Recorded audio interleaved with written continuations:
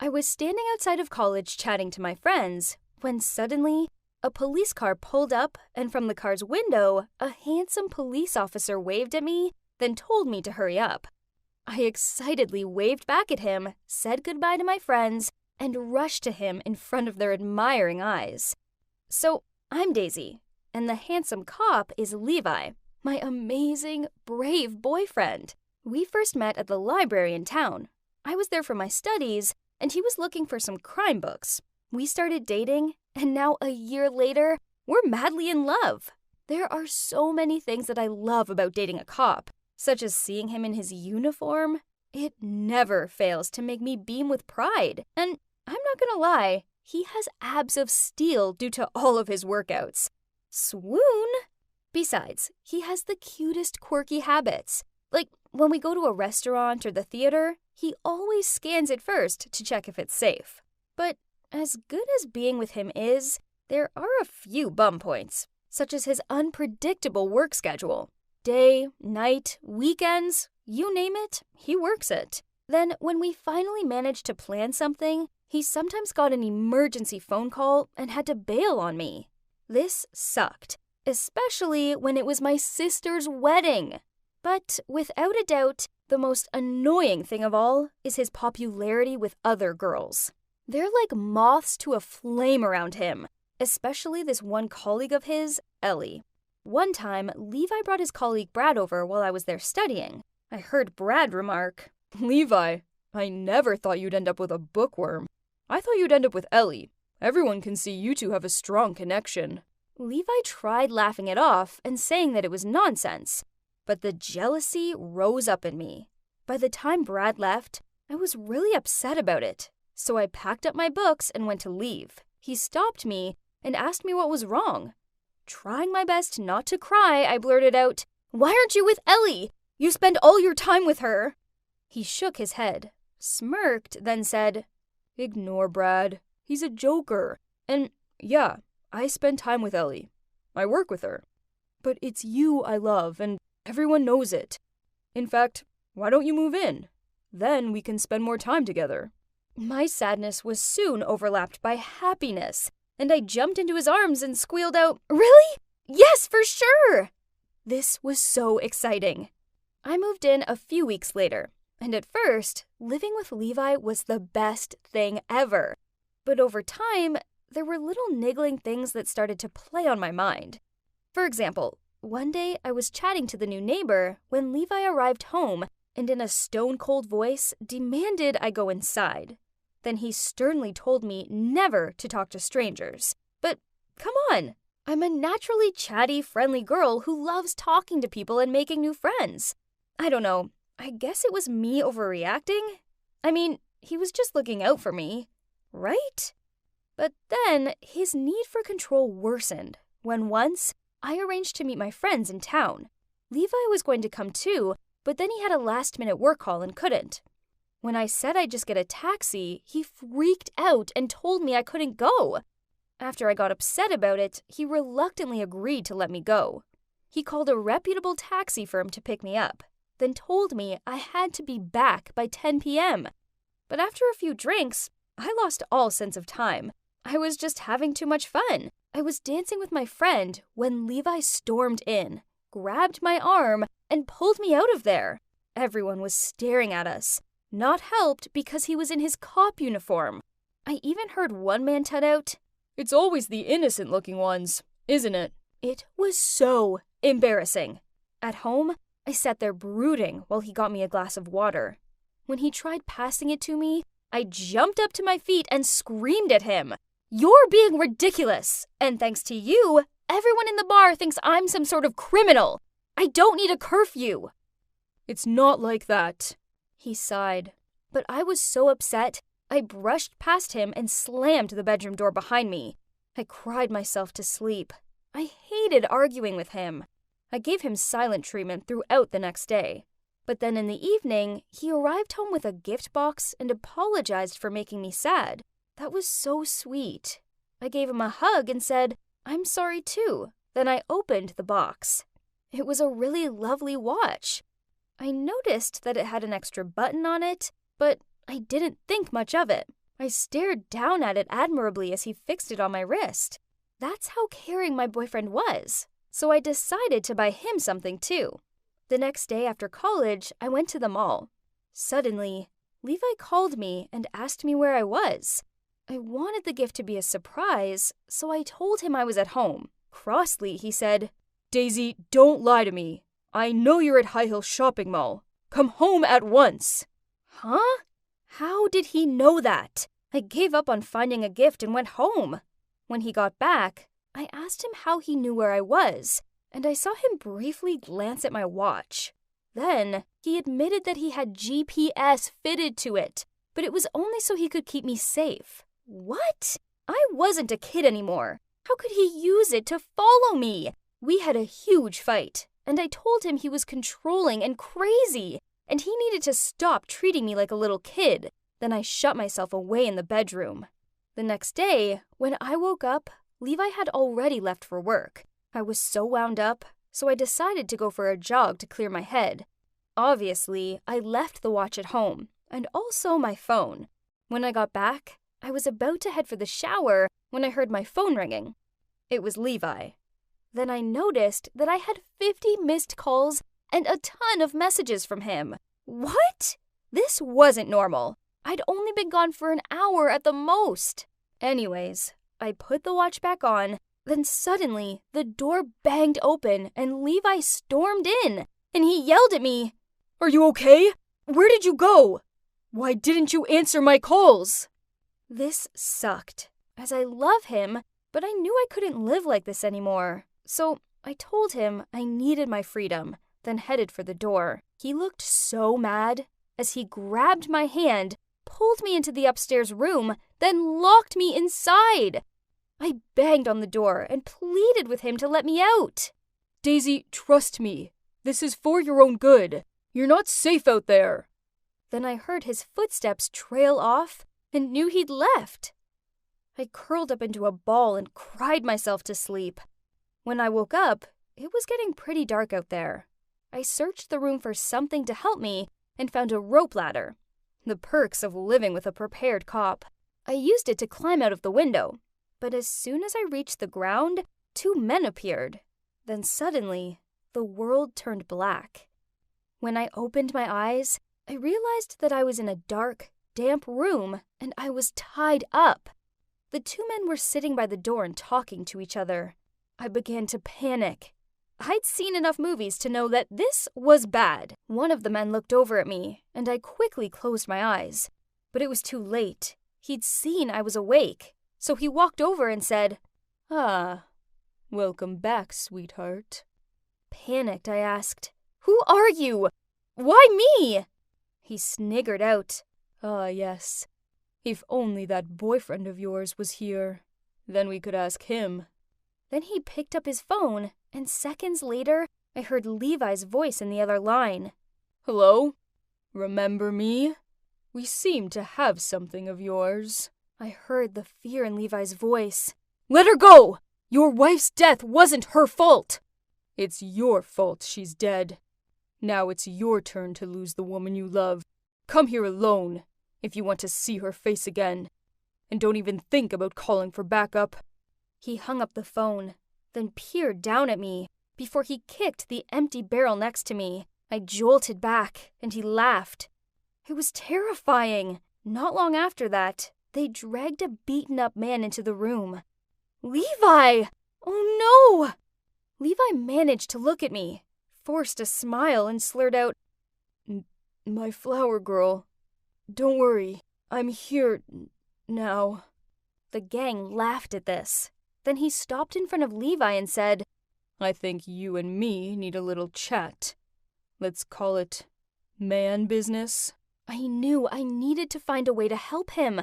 But what? That's when I looked down at my watch. It already had GPS, so perhaps the extra button did something. I struggled to press it, which wasn't easy with roped hands, trust me. But eventually I managed to. By this point, Levi was unconscious, and I started sobbing. I didn't want to lose him. Not like this. The one man set something up next to him. Oh no! It was a bomb! He sneered out, "You have 30 minutes left to say goodbye to your lover boy." Then the man left. I called Levi's name and sobbed out how I loved him. I honestly thought we were both going to die there. And watching the timer count down to our doom was the worst feeling ever. Suddenly, the door burst open. At first, I thought it was those men back again. But instead, Brad and his team rushed over, saw the bomb, then quickly got both me and Levi out of there. I was pushed to the ground just before there was a big bang, and the house exploded. On the way to the hospital, Ellie explained everything to me. So, turns out this involved a difficult criminal case that happened last year. Levi had been investigating a group of drug dealers, but an incident happened, and the gang's leader's wife accidentally fell from the building and died. They arrested most of the dealers, but some got away, including the gang leader.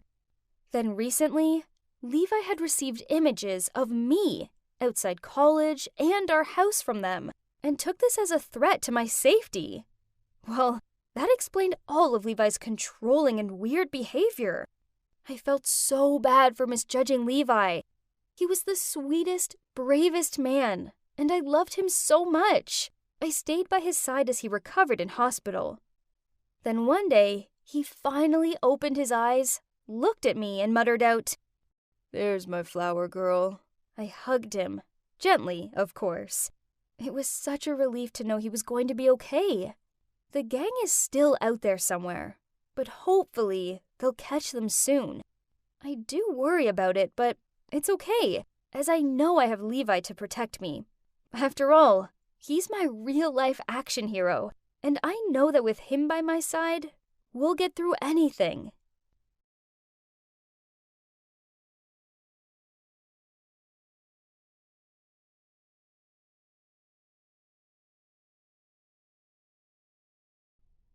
I entered the apartment to see 4 sets of eyes gawping at me. Hang on, I know Ned and Philip from my math class, and the girl currently giving me a snooty look while twirling her hair around her finger was Jessica. Well, I didn't actually know her, but her wealthy and snobbish reputation preceded her. Then lastly was that emo kid. What was his name again? Deciding to break the uncomfortable silence, I said, "Oh, hey, so guess you guys are also in detention?" No one replied, though they surely heard me.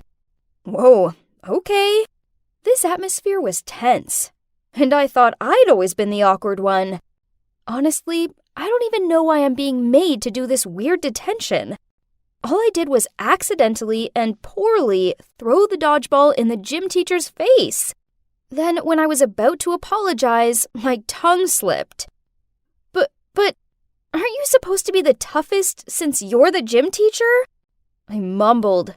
Naturally, she was livid, so I ended up in the principal's office, and he handed me a piece of paper with an apartment address on it and said, "Go here for your detention. You'll stay here until you've learned your lesson." Huh? What type of unspecific instructions were those? Before I could ask him any more, he shooed me out of his office. Now, here I am in this random apartment with these untalkative kids. As I looked at them, I couldn't help but wonder what they'd done to end up here, especially when Ned was an excellent student. Did he make the wrong move in the chess club or something? We continued the whole staring at each other in silence routine. But then the door burst open and stormed in Gwen, our school's resident carefree tomboy. She sneered out, "Good evening, babies." Great! Now I was stuck sharing a living space with a girl renowned for playing pranks such as toilet papering the principal's car and filling the biology lab with live frogs. But seriously, how were we at her truancy level? Let's see who we have here. Gwen rubbed her hands as she walked around and stared at us. Princess Jessica? Oof, how come? She raised an eyebrow and grinned sarcastically. Just sit down and shut up. Gwen gave him a dirty look. This isn't basketball. You're not the captain here, jock. Then she squared up to him. Ned turned pale. Jessica rolled her eyes, and the emo boy, well, he was busy sketching something and clearly chose to ignore our existence. We'd only been here for less than an hour, and the last thing we needed was a fist fight, so I stepped in between them. Pulling a wry face, Gwen said, "What's this? Little Miss Friendly?" "Look, we're all stuck here and we don't know for how long, so let's at least try to be civil. Let's try talking it out. So, I'm Ashley, and I'm here because of a misunderstanding with a gym teacher and a dodgeball." "Geez, nobody cares! I can't believe I have to be here with these people!" Jessica stood up and left. "Pff, I'm with Miss Popular on this one." Ned sneered before he also left. And the emo boy, too. Then Gwen rasped and disappeared. There was only Philip and me left in the room. He was meant to be handsome and stuff, but looking at him now, I didn't think so. Ugh, this awkward silence was insufferable. This was just like that movie, The Breakfast Club, but much worse, and in much longer time. Who on earth had to pack clothes for detention? I had no idea how long I had to stay here for. So I decided to go to bed. I walked into the girls' room to see that both of the beds next to the window were already occupied. Bummer. They'd taken the best spots. I reluctantly got into the only bed left and hoped that tomorrow wouldn't suck as much as today had. The next morning, I woke up to yelling. Huh? I rubbed my eyes and yawned. It was still far too early. I went out into the corridor to see what was going on and saw Jessica and Ned arguing over the apartment's only bathroom. Jessica wanted to apply her makeup while Ned really needed to go. Then Philip watched on and butted in on occasion to say something dumb. "Why don't you use some of your nerdy mathematics to solve your problem?" "The only reason you need to spend so long applying makeup is because you're ugly." "Ooh, burn!" Philip laughed. Suddenly, the bathroom door slammed shut. They rushed over to it and tried opening it to no avail. 10 minutes later, the emo kid stepped out. Jessica screamed at him. "How dare you! My personal stuff is still in there." I watched on, wide-eyed. OMG! These people were ridiculous! How was I meant to live with them? In the end, we eventually came to an agreement about the bathroom's rule. It was first come, first serve, but each of us could only have the throne for a max 15 minutes. Being in such a small space with people I barely knew was always going to be problematic, but not having our phones as a distraction made it so much harder. We had one TV, but there's only one lousy channel on it. No one cleaned up, no one seemed to get along. Ugh, seriously? When will this end? All of the constant dirt and arguing was driving me nuts. But then the final straw was this one time when I was washing my face, the cleansing foam accidentally got into my eyes to wipe it out. But to my horror, when I opened my eyes, so I quickly reached for a towel, I saw myself holding someone's sock instead. Yuck! After that, I gathered everyone and threw the sock onto the floor and said, "We need to sort out order, as I can't live like this anymore. It's gross." Jessica snorted. "Who are you to boss around? No one cares what you think." Before I even had a chance to say anything back, Ned piped in that Jessica was just a dumb rich girl who never lifted a finger. Then Gwen jumped up to her feet and started shouting for no reason. Philip gave me this smirky know-it-all look that made me want to scream. Then he actually lobbed a basketball at me, which almost took my head off. Then, ignoring the others, I started shouting at him. The only one who stayed quiet was the emo boy. "You aren't even that pretty. In fact, I've seen more attractive slugs," I heard Ned say to Jessica. That was a bit much, wasn't it? I mean, it was obvious Ned only teases Jessica because he has a huge crush on her. Jessica huffed as she tossed her hair behind her back, then stormed off to her room. Man, this place sucks. At least lunchtime had arrived, so I made myself a delicious-looking burger, then quickly went to the bathroom. When I returned, I couldn't believe it. Philip was taking a bite out of my burger. I screamed at him, but then he shrugged, then said he'd make me a new one. And like a decade later, my replacement lunch finally arrived, and Philip was smiling at me strangely and watched on as I bit into it. Ew! I lifted up the top of the bun to see a raw piece of beetroot. Ugh. I was so fed up with everyone that I went to bed super early that night. Only when I woke up the next day, both Jessica and Gwen burst out laughing at me. I hurried to the bathroom and checked out my face. Oh no. Turns out someone had drawn on my pillow, and now I had ink all over my face. I had to scrub my face for ages to get it off. Then Philip wouldn't quit laughing at me. I knew he was responsible. Ugh! Such a jerk! And on the other hand, we also had the emo kid that I was seriously getting sick of. He never said or did anything.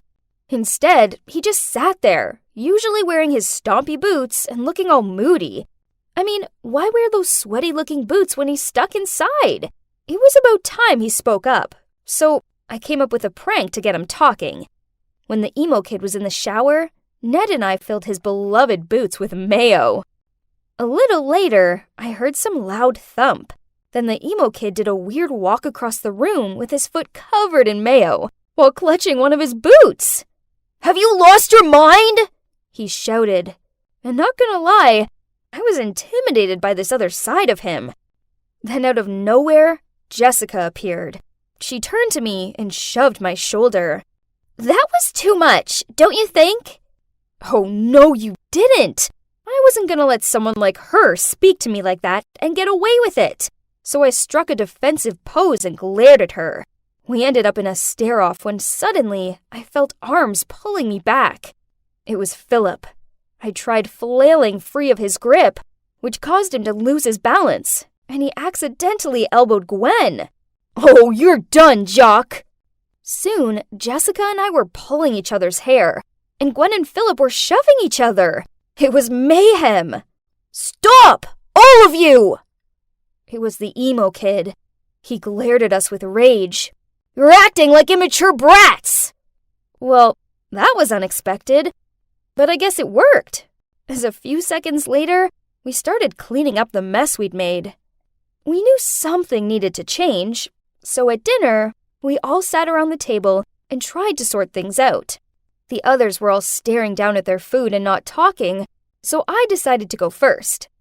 So, I'm here because I don't always react well to certain situations. I don't know, I guess I find it hard to make friends. I trailed off. Then Ned spoke up. "The only word my mom seems to know nowadays is study, study, study.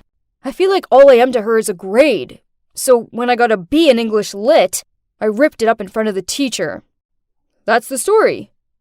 Jessica flicked back her hair, then said, "Try having all the money you could ever want, but the most neglectful parents ever. I bet they still haven't noticed that I've been stuck here with you losers for days now, just because I told some girl her skirt was hideous. I was doing her a favor. Poof." Then Philip blurted out, "My father wanted me to be strong and manly just like him. I don't want to be like him, but I'm worried I will be, and that I won't be able to do anything about it. So I skipped basketball practice, got into an argument with coach and my dad, and now I'm in the weirdest detention ever." Gwen sneered. "Least your dad's around. Mine does month-long disappearing acts. And my mom's dead. Oh, and I'm here because I put paint in some clown's locker. Serves them right for bad-mouthing me." Her words were followed by an intense silence. Awkward. But I felt like I understood everyone a little better now. Oh, but hang on. The emo kid hadn't said anything. "Hey, you." I looked at him. "So, what's your story?" He shrugged, and I didn't think he was going to talk, but then in a quiet voice he said, "I'm Stan. I never knew my dad. My mom isn't around, so I live with my grandparents. I'm here because I ignored the principal, but only because I had earphones in." "Oh," I muttered out. "Look, I'm sorry about your boots. I'll help you clean them if you like." Stan nodded. Jessica was right. I had been a bit harsh on him. Then Ned gave this awkward smile and said, Jessica, I know I've been a jerk to you, but it's only because I like you. Jessica didn't do so much as flinch. She still kept studying her nails. Probably because having boys smitten over her was already a part of her daily routine. Well, I might like someone too. Phil stretched his arms behind his chair. I guess I like winding her up. He looked directly at me. I felt myself blushing, and I had this weird fluttering feeling in my stomach. But why? My heart started racing. Now what was I meant to do? I can't believe I'm standing here in the middle of this frenzied concert with a crowd of crazy fans cheering for this Isaac guy, who I don't even care about. Hi, I'm Hazel, by the way. When I agreed with my friends to go on this road trip all the way to Carolina to attend a skydiving festival, well, this wasn't exactly what I was expecting. Yeah, that's them, Ivy and Zoe, the girls who tricked me into thinking this, their idol's concert, was the opening of the festival. There I was, eagerly awaiting some amazing aerial display or something, but instead, I was stuck in Fanville. Ugh, why were they so loud? My hearing better not be permanently damaged from this. And as you can see, being the only calm one here, they placed me in charge of their fan cams. Worse still, why did I specifically order these custom-matching hoodies for us all? It made me look like I was part of these groupies. Finally, this din was over, but I was stuck amongst the slow-walking fans. And where were my friends? I couldn't even call them as my battery had died. I'll just get a taxi back to our Airbnb rental, then contact them from there. I'm too exhausted anyway. Let's just get out of this place ASAP. Forget about this chaotic night, as I'll be having a bird's eye view of the world at the actual Fall Fest tomorrow. And that's all that matters. Wow, this festival had everything going for it. From attentive service, amazing live music, and great food. It was so worth enduring that awful concert for. Everything was going great, until I saw Ivy's panicked face. Girls, it's our beloved Isaac. After the concert last night, he disappeared with a mysterious girl. Look at this hoodie. Does it seem familiar to you? Oh my God, that's one of our custom-made group hoodies. Could it be? I could clearly see Zoe's suspicious gaze on me and Ivy. What's that look for? Are you suspecting me? Well, whatever. It wasn't me, that's for sure. Ivy, you took way too long to get back to the car last night. As for you, Hazel, you were unreachable for ages. Geez, my battery died. I told you both this. And I have nothing to do with your precious idol. Besides, if any of us did run away with him, then we'd hardly be standing here, would we? Anyway, you two can stay here and doubt each other if you want, but I'm going skydiving. Then I stormed off. It's so frustrating that I've been dragged into this. My phone only died thanks to their stupid fan cams. That's enough. Let's just forget about it. I won't let anything ruin this moment. Guys, look! I'm amongst the clouds! 10,000 feet above the ground, and my breath is literally taken away. No matter how many times I've done this, it still feels just as thrilling as the first time. This adrenaline rush was crazy! Whoa, that was amazing! Thank goodness I managed to capture some spectacular footage of the beautiful city of Chester. Hang on. When I was close to landing, my camera spotted a familiar face. Zoe. Wasn't she meant to be preparing to fly? So why was she talking to someone in the parking lot? It was really weird. Looking closer, the strange man was Isaac, the missing singer. I didn't see it wrong, did I? I immediately called Ivy and we quickly ran to the parking lot. Gotcha!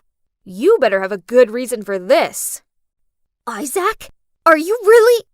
So, you're the one who ran away with him last night? Zoe couldn't say a word at that point and kept trying to avoid eye contact with us.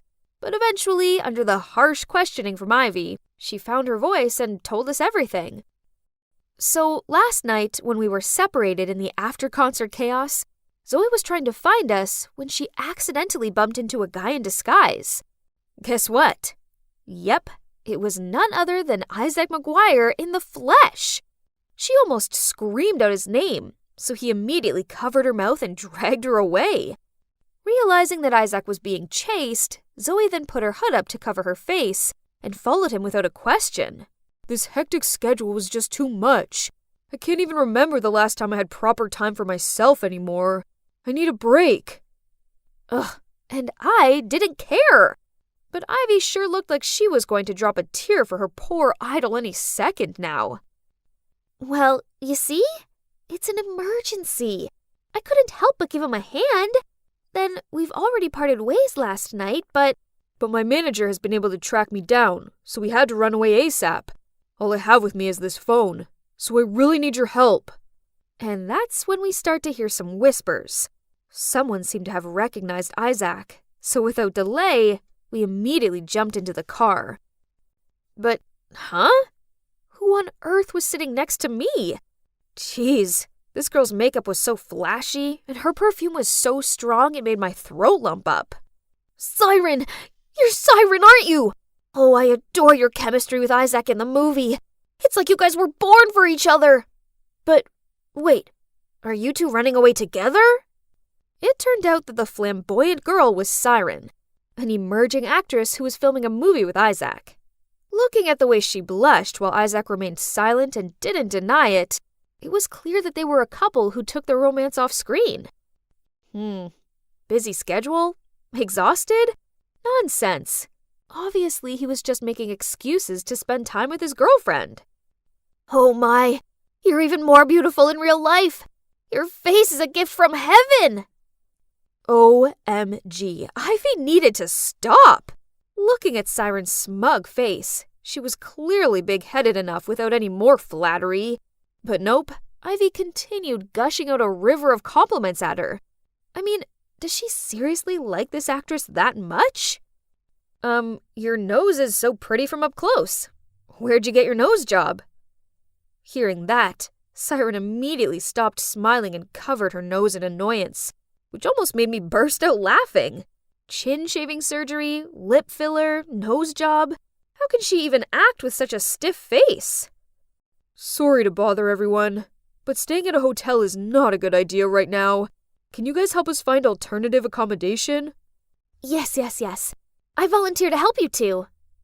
I watched in disgust as Ivy and Zoe frantically called and texted their acquaintances, but no one could help. Suddenly, Ivy turned to me and gave me her puppy dog eyes look. Hazel, you're our last hope. You must help us, please. Oh, not that again. Ivy knows I can't say no to her when she makes that pleading face. Okay, fine. Even though I didn't want to, I agreed to let them come to my family's suburban house for a few days. It'll only be a few days. I didn't want any of my family members to know I'd been there. Wow, I can't believe I hadn't been here in 10 years. This place held some of my childhood's good memories, but also some not-so-good ones. Especially one haunting one. Why didn't you tell us that your family is loaded? It would be so nice to live in a huge mansion like this. But it seems like your family doesn't come here often. It's so cold and cheerless. Yeah, he's right. Ever since that day, this place was never a home to me anymore, but just a hollow house of gloom. I was still lost in my thoughts when a deafening sound of something breaking came from upstairs. We all rushed upstairs to see what all the noise was about, and found Siren standing there in my parents' bedroom, a broken vase at her feet, and worse still, she was wearing my mom's dress. Take it off right now! Siren just shrugged, stepped over the broken vase pieces, then strutted across the room and even stopped to pose at the end. Pff, it's just an old dress. Why so serious? I was so furious that on her walk back I tripped her up, causing her to fall flat on the floor. Isaac hurriedly helped her up, and she hid behind his back and did her whole crocodile tears act, saying I was picking on her. Oh, please. I'd had quite enough of this drama queen for one day, so I was about to lunge at her to teach her a lesson, but Isaac blocked me. Excuse, Siren. That was immature of her, but I suggest you should calm down first. That's right, Hazel. The two of them didn't bring any personal belongings. Anyway, Siren was just a bit careless. You'd better watch your girlfriend closely. Change your clothes. Never touch my mom's stuff again. Got it? Now I'll arrange the rooms for all of us. Well, there were only 2 usable bedrooms here, since most of them were dusty and unfurnished. So I took the couch and gave one room to my friends, and the other room to the loving couple. But as Siren gave a satisfied look and took Isaac's hand to lead him to their room, he just shook her away and said I could have the bed, and he'd take the couch. Oh no, the couch is mine! I didn't want to share a bed with her. But Isaac ignored my protests and plopped down onto the couch to claim it. Zoe and Ivy quickly scurried upstairs. They caused this mess, yet it's clear neither of them was bold enough to share a room with Siren. What a bunch of annoying, obnoxious celebs. Anyway, I was exhausted. It was time for me to hit the sack. That girl better not snore. Siren started playing some dumb white noises, then instantly fell asleep. Me, on the other hand, even after turning off that weird lullaby of hers, I kept on tossing and turning. Ugh! It was no use. Sleep wasn't happening. So I left the room to get some air. I was about to go downstairs to get some water when I heard a piano playing. Oh, Heart and Soul. It had been so long since I'd heard these beautiful melodies. The music carried me to a room where the silhouettes of a man passionately playing the piano came into sight. Oh, memories.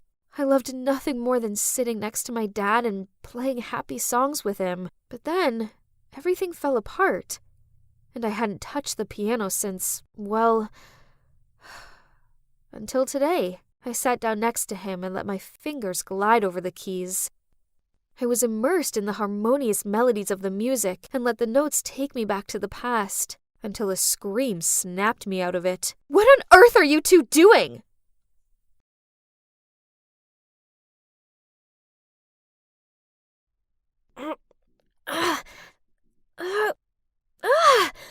Why did this fence have to be so high? Oh no, that didn't sound good. It was time to get out of here.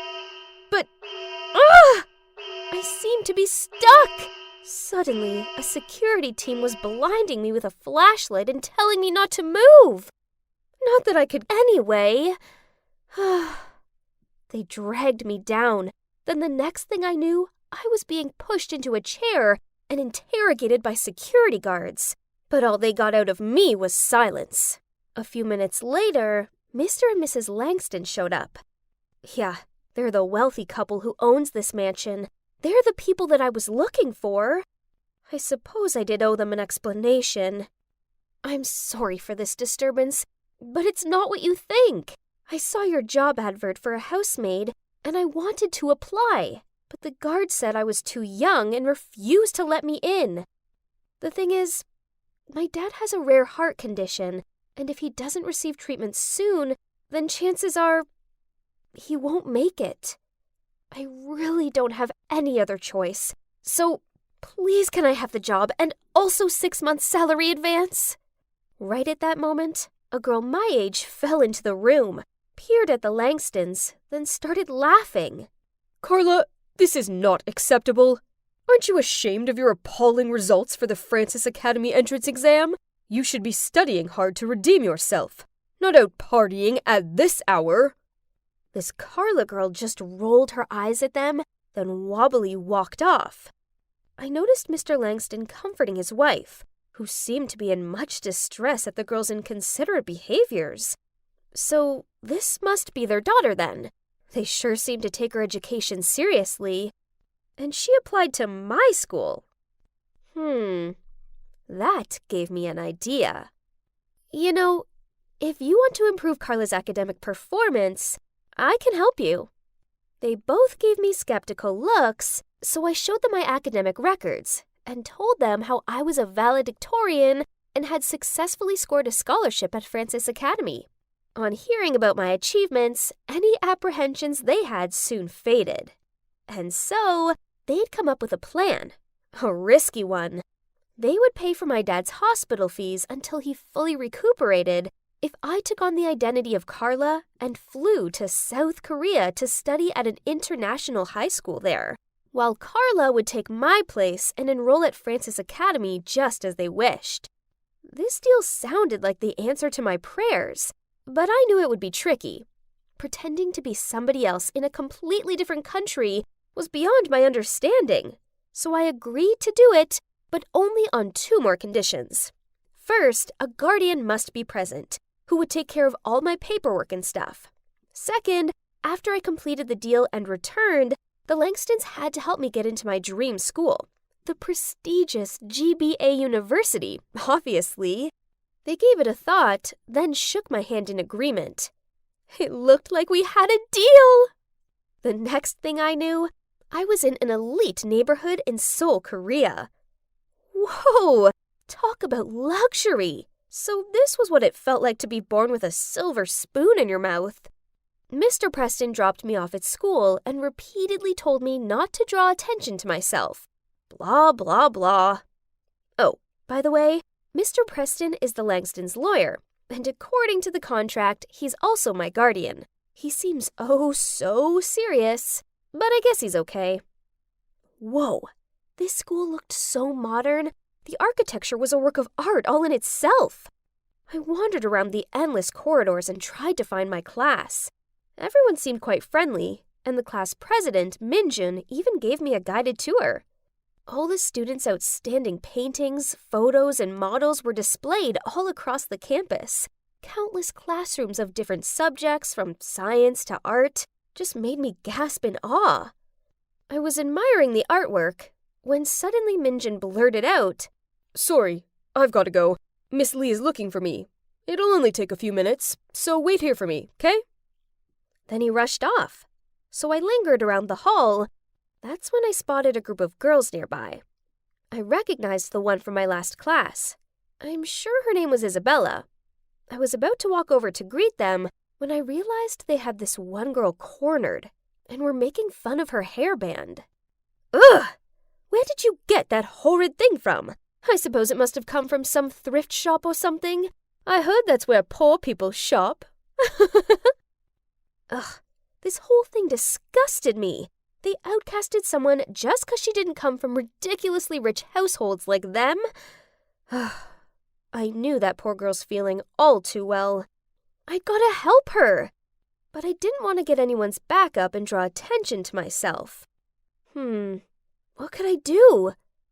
Ah, got it! Hey, the teacher's coming. I'll stall her for you guys. Run! My plan worked a treat, as Isabella and her friends nodded at me, then rushed off. I then went over to the girl asking if she was okay. Get away from me! She flinched me off her and then ran off. Huh? I was only trying to help. As I turned around, I saw Minjun looking at me. A bit impressed, I think. He told me that the students here were divided into 2 groups. 90% are rich, and the remaining 10% are poor kids entering under scholarships. Most of the students are quite friendly to each other. Well, except those I just witnessed.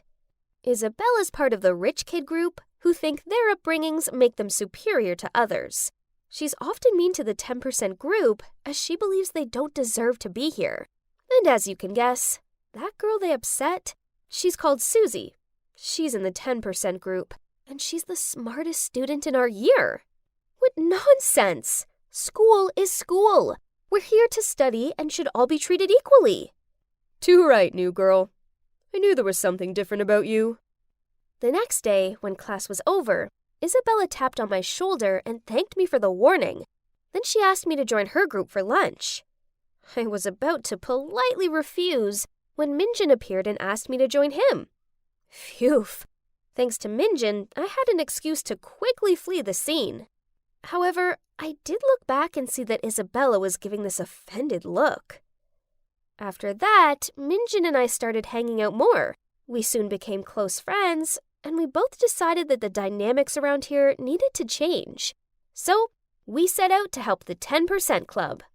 One lunchtime, Isabella and her clan purposely bumped into this boy, causing him to spill food all over himself. While they laughed and pointed at him, I rushed over there, took the food, and slammed it onto Minjin's face. Minjin immediately understood my intention. Then he also took a handful of noodles and smeared it all over Isabella. Cue the canteen erupting into one big, messy food fight. Another time, the school was preparing for a cultural fair. One boy from the 10% group had this awesome idea to open a food stall serving traditional dishes from different countries. Everyone agreed, apart from, yep, you guessed it, Isabella and her snooty besties. Such a peasant! Too used to working as a waiter to serve others, huh? I winked at Minjin. Then we stayed behind and secretly wrote Isabella and her friends' names on the list of participants and submitted it to the teacher. Now, they had no choice but to serve food at the super crowded fair. The funniest part was they finally got a taste of their own medicine when the 10% group made the most of ordering them around and complaining. Ew, this ratatouille is too bland. Add some more salt. And this milk tea is too sweet. Start a new batch with less sugar. I have to admit, I was enjoying watching the mean kids squirm. But I guess my enjoyment hadn't gone unnoticed, as afterward, Isabella approached me. Those peasant kids aren't at the same level as you and I. I suggest you put more care into who you choose to associate with, or you can end up being treated like they are. Whatever. I just rolled my eyes, walked away from her, then continued to hang out with my friends in the 10% group. Isabella and her minions gave me dirty looks, but due to the Langstons' name and fortune, that's all they could do. Just like that, my high school years passed by. I had some great friends. And guess what? Yep, I was now dating Minjin. I loved being here in South Korea, and I'd even grown fond of Preston, who, despite being a grumpy gut, now felt like family to me. I mean, don't get me wrong, I missed my family back home like crazy. But Dad was getting better now, and we regularly FaceTimed. As amazing as my life was now, deep down I always felt like I was living in a dream. None of this truly belonged to me, and everything would be over as soon as I left this place. And eventually, my last week here arrived. As I was studying for my last ever exam, the SAT, I received a message from an unknown number. I know your secret. Drop out of the test, else I'll expose you. What? Who could it be? I called the number and a distorted voice answered the phone. I begged them to tell me why they were doing this, but they just replied, "You don't need to know. Just do as I said." Then they hung up. Luckily for me, Preston isn't just an amazing lawyer, he's also a tech genius. Thanks to him, we tracked down the location of the phone. I bet you're just as curious as I am to find out who it was. And now was the moment of truth. Huh? No way! Standing there looking startled was Susie! Why would she do this to me? It made no sense. I mean, I know we weren't friends, but I had nothing against her. Why did she despise me to the point of willing to ruin my life like this? Please let me explain. Ever since you arrived here, I lost my top spot at school, which means I've also lost a full scholarship to college. My family will never be able to afford it themselves, so I decided to investigate you. And that's when I found out that you were not the real Carla Langston, and you got paid by her parents to achieve all these academic records for her. I get why you're upset, but you didn't have to blackmail me. You don't strike me as someone who would do such a thing, so it's kind of disappointing that you did. I'm not. I'm a dead end, Irene. You have to understand. This is my entire future I'm losing here. And what for? So some rich, spoiled girl can get into college without doing any of the work? It seemed like I had a lot of thinking to do. In the end, I realized all I felt towards Susie was pity. This was all my fault, and it wasn't fair for someone as capable as Susie to have her entire future ruined because of me. So I had to be the bigger person here. I decided to ask the Langstons to give Susie the spot at GBA University, which was previously reserved for me as part of the deal. I mean, no worries. With this big brain, I could easily get in there on my own, right? And so, as soon as I was done with the test, I quietly left South Korea behind, without saying goodbye to anyone, including Minjin. Susie and I boarded the same flight back to the state. She couldn't help but thank me all the way there. And, well, let's just say, by the time the plane landed, we became good friends. But things didn't all go as swimmingly as I intended. It turned out Carla was even more negligent than first thought. All she managed to get was a high school diploma with shockingly bad grades. These were now my bad grades. My dream of attending a prestigious university was over. I just have to make do with a community college instead. A year flew by, and there wasn't a single day that I didn't think about South Korea or Minjin. I couldn't talk to him anymore. I promised the Langstons I'd cut all ties with my life there. I mean, Susie was the exception. One day while going out with Susie, she was showing me something interesting on Facebook, when we happened to scroll past a post of Minjin's, which read, "Finally I found you, the love of my life." My heart sank. Wow, it looked like he'd found someone else, while my heart still pined for him. But life still goes on, and a week after that, I was waiting for Susie outside of her college, daydreaming how this could have been my life. I saw a familiar face heading towards me. Was that Minjin? But wait! He was with a girl. Carla! Hang on, his Facebook post was about her? The love of his life was Carla? I couldn't do this right now, so I willed back tears as I took a deep breath and turned to walk away. But suddenly, I felt a hand pull me back. It was Minjin. "It's really you! I finally found you! I've been looking ever since graduation, and then my information led me here and to—" "Me!" Carla appeared next to him and smirked at me. "Hey, who am I to stop the course of true love? So I told him your real name and helped him search for you. I mean, you're smart, so I figured you'd attend this university too." "No, you messed up my grades, remember? Anyway, it doesn't matter anymore." I turned and looked at Minjin. "I'm so sorry, Minjin. I wanted to tell you everything, but I couldn't." He took my hand in his and gave me this adoring smile. "I found you. And trust me, right now, that's all that matters."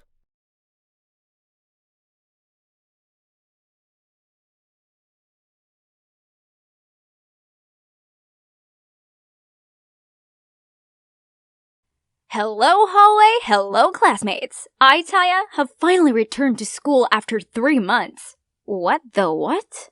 What's with everyone's goggled-eyed looks? The boys were all slipping off their chairs. Had I morphed into Jenna Ortega this summer break or something?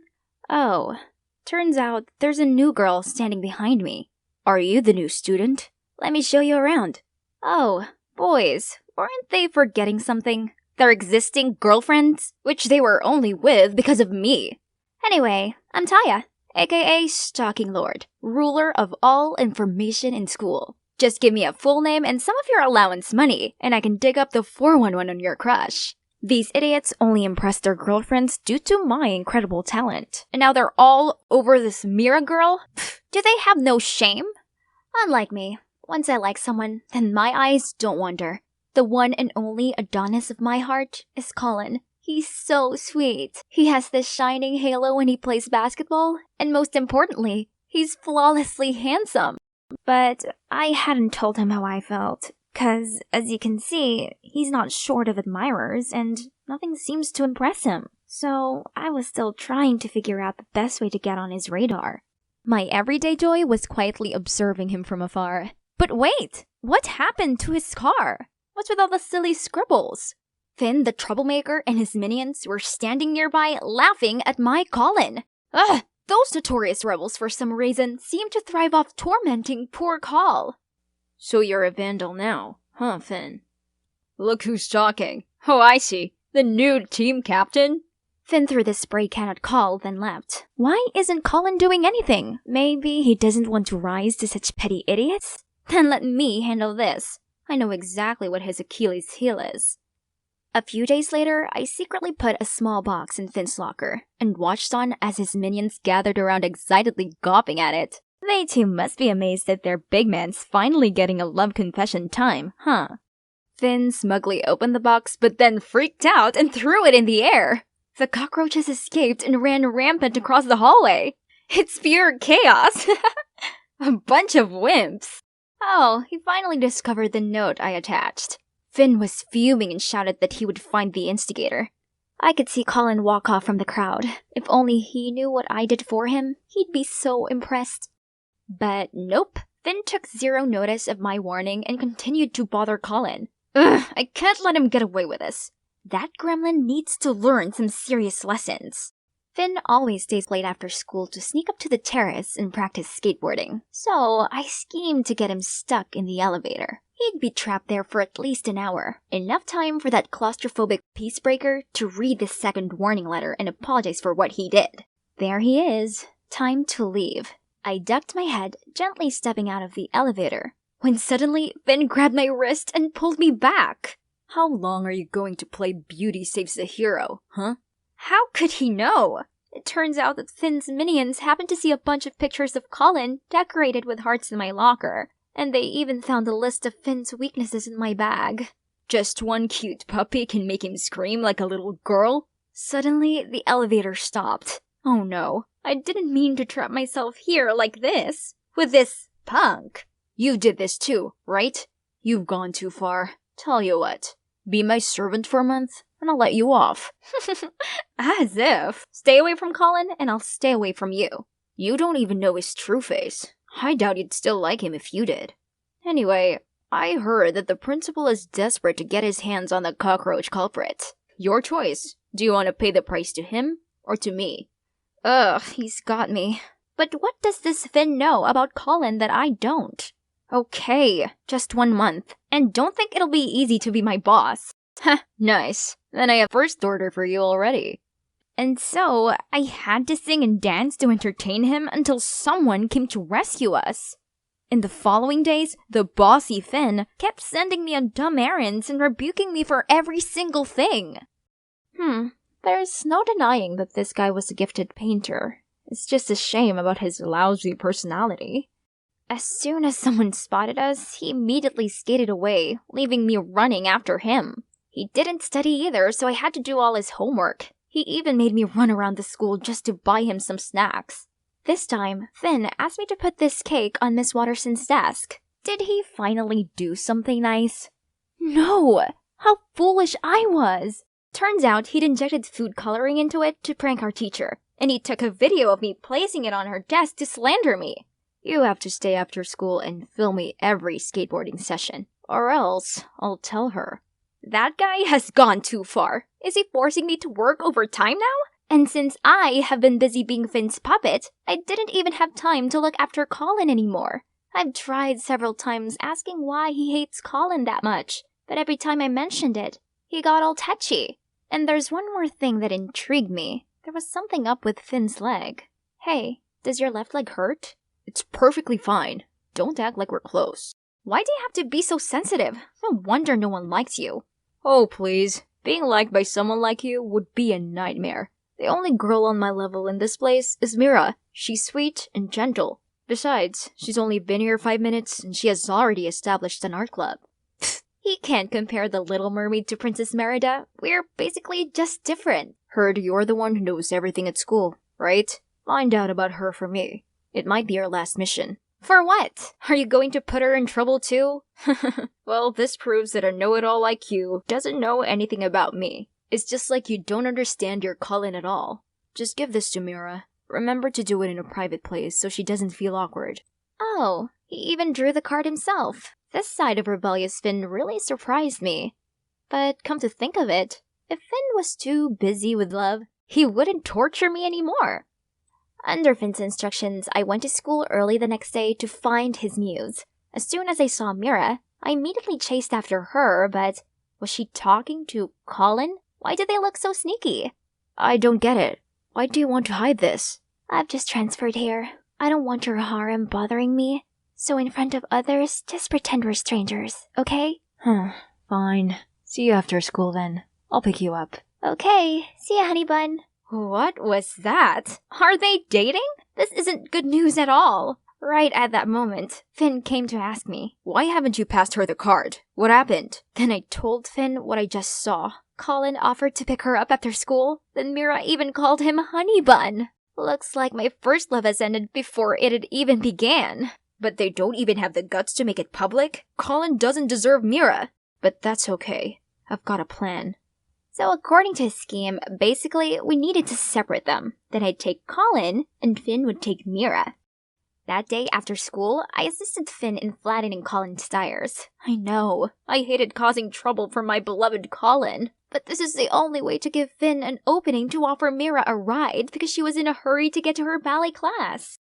The day after, Finn helped me draw Colin as a partner for my chemistry project. During class, I was super excited and nervous when sitting next to my Adonis, until I noticed Colin writing something to Mira and leaving it on her lab table. I immediately dragged Finn to steal the letter. Don't forget, today we have to pick Tommy up, and Mom asked what you wanted for dinner. Was their relationship progressing this fast? Colin had already introduced Mira to his family. We couldn't let the two just simply meet up like that, so we stalked and followed them to a preschool. Upon catching sight of them with a little boy, Finn suddenly blurted, "What? Don't tell me that boy's their son." "No, it's just Colin's little brother. Tommy, age 5.5. Favorite color? Green. Favorite food? Ice cream." Anyway, my eyes itch seeing them happy with each other. Let's sabotage them. So, we kidnapped the kid. Oh, it's not as bad as you think. We just took him for ice cream without telling Colin and Mira. That kid doesn't look worried at all. Why be worried? You saved me from those boring two.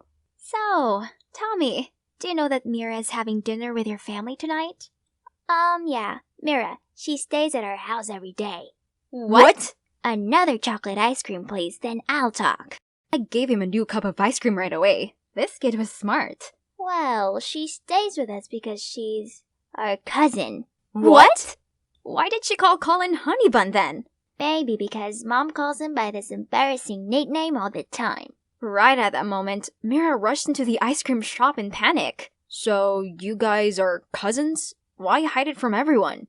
It's because she's afraid people will find out that her parents are bankrupts. No, that's not true. Don't listen to that kid. Yes, it is. I heard you telling Colin all about it. Okay, that's the reason. But please, don't tell anyone about this. I quickly said that we would agree if Mira went on a date with Finn. The guy looked shocked. Didn't think I could be so quick-witted, huh? Surprisingly, Mira smiled and said she didn't mind going on a date with Finn anyway. She always thought he's kinda cute. Huh, so everything is just that easy? That means my servant life will finally end here. Only then did Colin rush over. Tommy, why are you here? Oh, I just got lost so they saw me and bought ice cream to calm me down. They didn't kidnap me at all. Oh, Tommy. So that's how Mira and Finn got their first date. The deal between me and Finn is considered to be over then. But why do I feel so empty instead of relieved? Suddenly, something hit my leg. Aren't you supposed to be on a date? I knew my servant would still be waiting for the boss right here. Turns out, their date was a bit odd. Mira didn't seem to like Finn's antics, and Mira's neediness wound Finn up. So this is definitely their last date. I laughed out loud, but Finn quickly stopped me. How about you and Colin? Still don't have the guts to confess? I may have successfully protected my Adonis, but I don't know why. It's like there's something that keeps holding me back from confessing. Finn immediately took me to get a makeover. He's a very enthusiastic consultant and seems to be very knowledgeable about Colin's tastes. When seeing me in the new dress, he even said I looked cute. Okay, where had rude Finn gone? What do you think of me and Colin becoming a couple? What do you mean? I mean, you used to say that Colin was terrible and all, but now you're willing to help us get together. Actually, he's not that bad, and I'm doing this for you. You like him, right? Yeah, I like Colin, right? Why did my feelings seem vague? What had gone into my head? The next day at school, when I appeared in front of Colin with my new look, he seemed impressed. And you know what? He even suggested going on a date with me. Yay! But I'm not sure I can last a whole date in this tight dress and super inconvenient high heels. During our date, Colin was just as sweet and caring as I expected him to be. But weirdly, it didn't move me at all. Is it 'cause I'm too focused on keeping balance on these stupid high heels? Taya, do you want to be my prom date? If he'd asked me this a month ago, I would have leaped in joy and sung out yes. But right now, I just stood there, silent. I see. I really like this version of you, but your previous look might suit you better. You seem more comfortable and carefree around Finn. Oh, Finn. I didn't realize he has always been on my mind till now. I'd longed to be free of him, but now he's all I could seem to think about. Curious, I asked Colin why Finn didn't like him, and I finally found out the truth. Turns out, they used to be friends and were once on the basketball team together. Finn was the best player back then, but at one practice, he was doing a high jump when Colin also jumped to get the ball. They collided and Finn injured his knee, which ended his professional basketball dreams. Colin then became the star player. Meanwhile, Finn turned rebellious and had resented Colin ever since. Feeling guilty still, Colin was willing to suffer all the tormenting Finn had done to him. That's why Finn always caused you trouble. He still got me a makeover, though, to match your style and become a thing with you. Oh, that explains why you seem to be exactly my type. He knows me too well. But, Taya, you like Finn, right? If so, you should go and tell him. That hit me hard. Maybe I've been trying to deny it the whole time, but I really did feel the most comfortable around Finn, and I miss hanging out with him. But he seems to like someone soft and girly, like Mira. Guess you're gonna find it out for yourself. So I gathered all my courage and came to the skate park to find Finn. He saw me from afar. Hey, how was your date? You look the part. I didn't expect you to be back this early. I know about the secret between you and Colin, and how you lost your opportunity of becoming a professional basketball player. If my bestie hates him, I hate him too. Actually, I don't hate him. I just hate how useless I am. Don't talk about yourself like that. You know that you're really talented, right? You're the first guy I've met who can skate, paint, and, well, is good-looking at the same time. Be more confident, will you? You know, no one's ever seen nice things like that in me before. But this doesn't matter, because you like Colin. I did like Colin, but we realized we're not actually a very good match. After an awkward silence, we both raised our voices at the same time. I think... Oh, you go first. I'm listening. I think I like you. Well... That was I was about to say. Let me be your servant this time.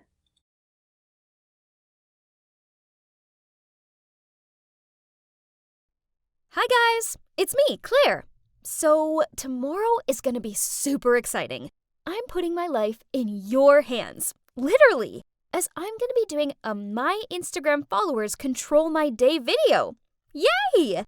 Most influencers do this with options, but I trust you guys, so go wild.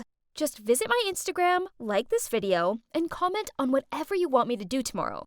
The comments with the most likes will be chosen. And don't forget to follow me to stay updated. As you can see, I'm Claire, and I'm a beauty influencer on Instagram.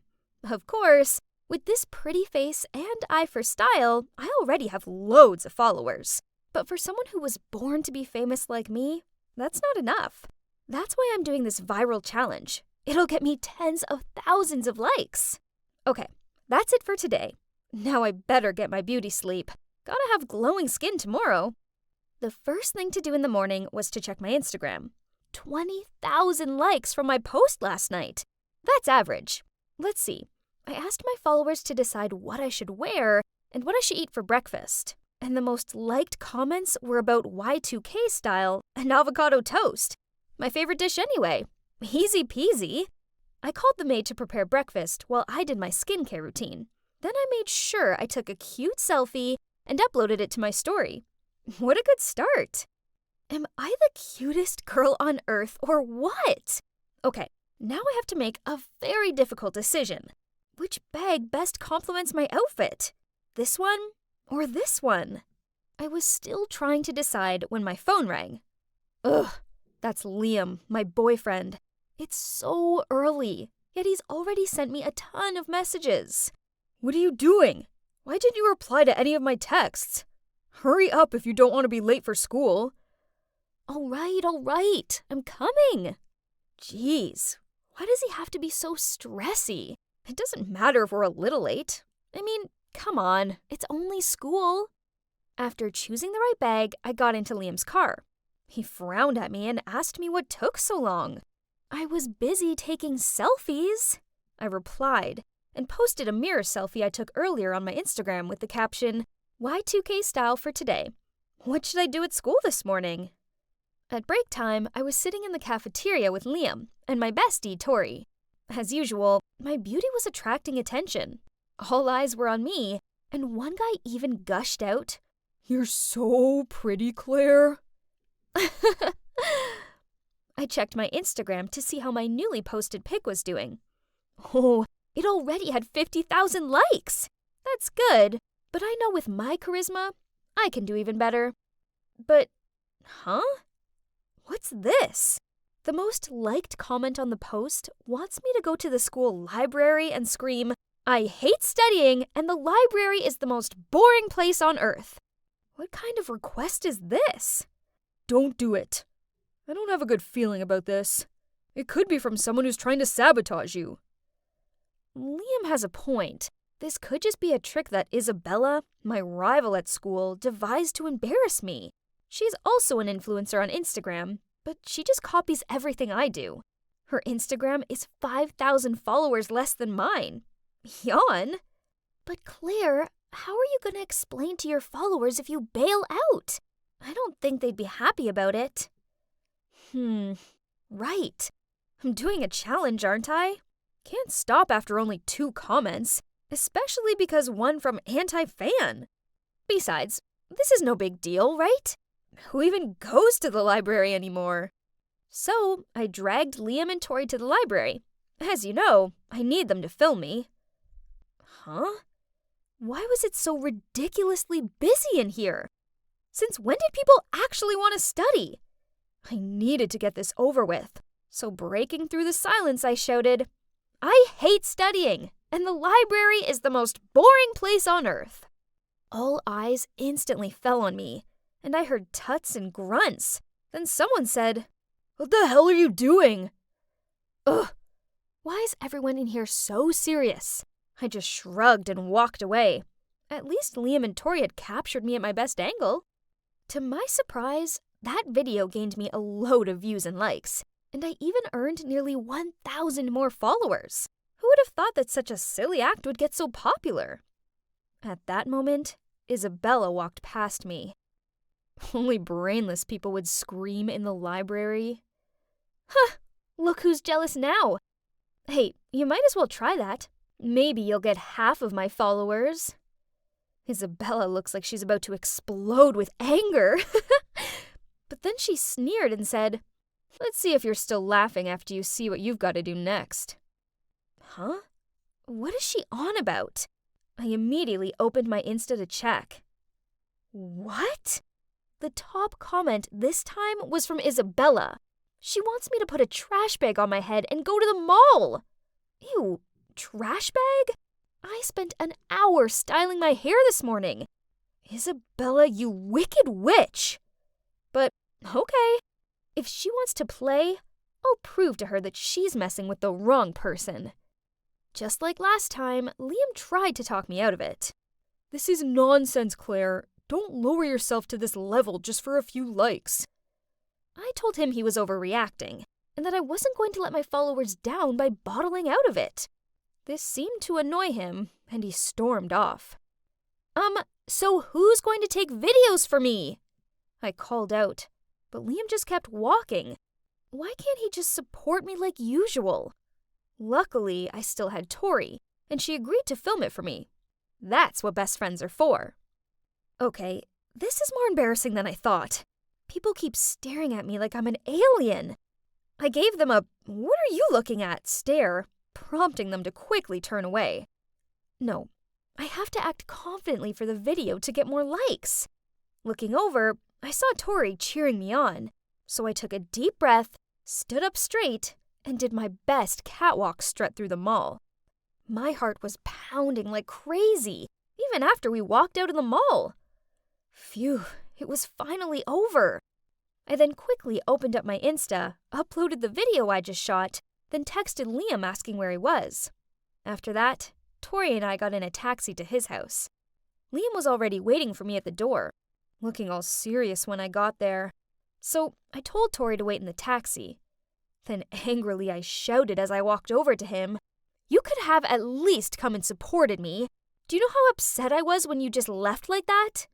I wasn't comfortable filming you make a fool of yourself.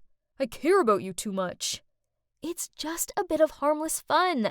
Why can't you understand how important being an influencer is to me? I don't think I can be with someone who doesn't support me and my passion anymore. We should break up. Then I just walked away, not giving Liam a chance to explain. He quickly ran over and grabbed my hand. "Okay, I'm sorry. Can we talk it out?" It worked! I gestured to Tori, then turned around with a big smile at Liam. "Can you believe the followers want me to test your love by pretending to break up with you? I'll show them how much you love me." But then, unexpectedly, Liam angrily shouted, "What? So, I'm just another tool to get likes for your Instagram? If you want to break up, then fine. We're done." Then he stormed into his house and slammed the door. I stood there open-mouthed. How could he break up with me? In the whole 2 years we've been together, I've never seen him this mad. I'll let him chill for a bit and talk to him tomorrow. He'll have calmed down by then. Right? Look, Claire! Your shopping mall video has already reached 100,000 likes! Oh my god, what is this? People are going crazy for my videos. They say I'm so confident, wearing a trash bag and still looking stylish. I look like Kendall Jenner. And my followers also increased by 5,000 people. At least this is worth the effort I put in. The next morning, I waited for Liam to pick me up. But he never arrived. When I got to school, I tracked him down and asked if he was still mad at me. "You're so addicted to social media. I don't even know who you are anymore." Then he walked off. At that exact moment, Isabella walked towards me. Wait, why is Tori with her? "Hey, loser, you're in so much trouble." What does that mean? I looked at Tori in confusion, but she just lowered her head and quickly followed Isabella. Feeling something was wrong, I immediately opened Instagram and... oh my god. What are these comments? Such an attention seeker. She's willing to do anything just for some likes. I heard that her boyfriend broke up with her. No surprises there. What is this? I did all these things at their requests, and now I'm the one receiving all the hate? Suddenly, the principal announced via the loudspeaker that I had to go to his office. As I walked in, I saw my parents sitting there. Turns out news of what I did at the library had spread. But not only that, someone even accused me of stealing from the shopping mall. Huh? I didn't steal anything. To prove my innocence, I gave the principal my bag to check. And he pulled out a brand new necklace. Why is this thing in my bag? I tried explaining myself, but no one would listen. I was suspended for a week. The walkout of the principal's office was the worst thing ever. Everyone was giving me judging looks and whispering to each other. On the way home, I took a teary selfie, then posted it on Instagram with the caption, "Consequences of yesterday's challenge. 1 week suspension." Someone put the blame on me. Once home, my ashamed-looking parents immediately took my phone away and even disconnected the Wi-Fi. Ugh! My life was over.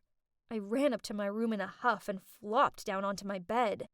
Suddenly, my eyes crossed a photo I took with Liam on my birthday last year. That's when Liam threw me a surprise party, and he even made me a cute birthday cake. Come to think of it, I was a bit too harsh with him yesterday. He was only trying to protect me. If I'd listened to him, I wouldn't have all these hate comments and be stuck home for a week. I hurt Liam just to gain more followers. How could I be so stupid? I wished I could apologize to him right now, but... Then, to my surprise, after just 3 days, my mom told me I was allowed back to school. There were still mutters about me, but that didn't matter, as Liam was waiting for me at my locker. I hurried over to him, apologized, and explained everything. Claire, I know you're the sweetest, most loving girl. You just got carried away with your frivolous Instagram popularity. Besides, I know you're not a thief. Then Liam told me that out of suspicion, he asked to check different CCTV at the shopping mall and discovered that it was Tori who dropped the necklace box into my bag. Turns out, she was only hanging out with me because I was famous and rich. So when Isabella paid her, she turned 180 degrees, running after Isabella and playing tricks on me. Liam reported this to the principal, and now both of them have been suspended. That's it. Chasing after popularity on the internet didn't bring me any real friends, but only virtual fans, and a fake friend, sadly. I got blindsided by the likes and followers and overlooked what was truly important, my real-life relationships and the people who genuinely care for me. After that incident, I decided to deactivate my Instagram account for a while, at least until I feel stable again. And even if I lose all my followers, I don't really mind anymore, because right now, I'm spending time with those who really matter to me.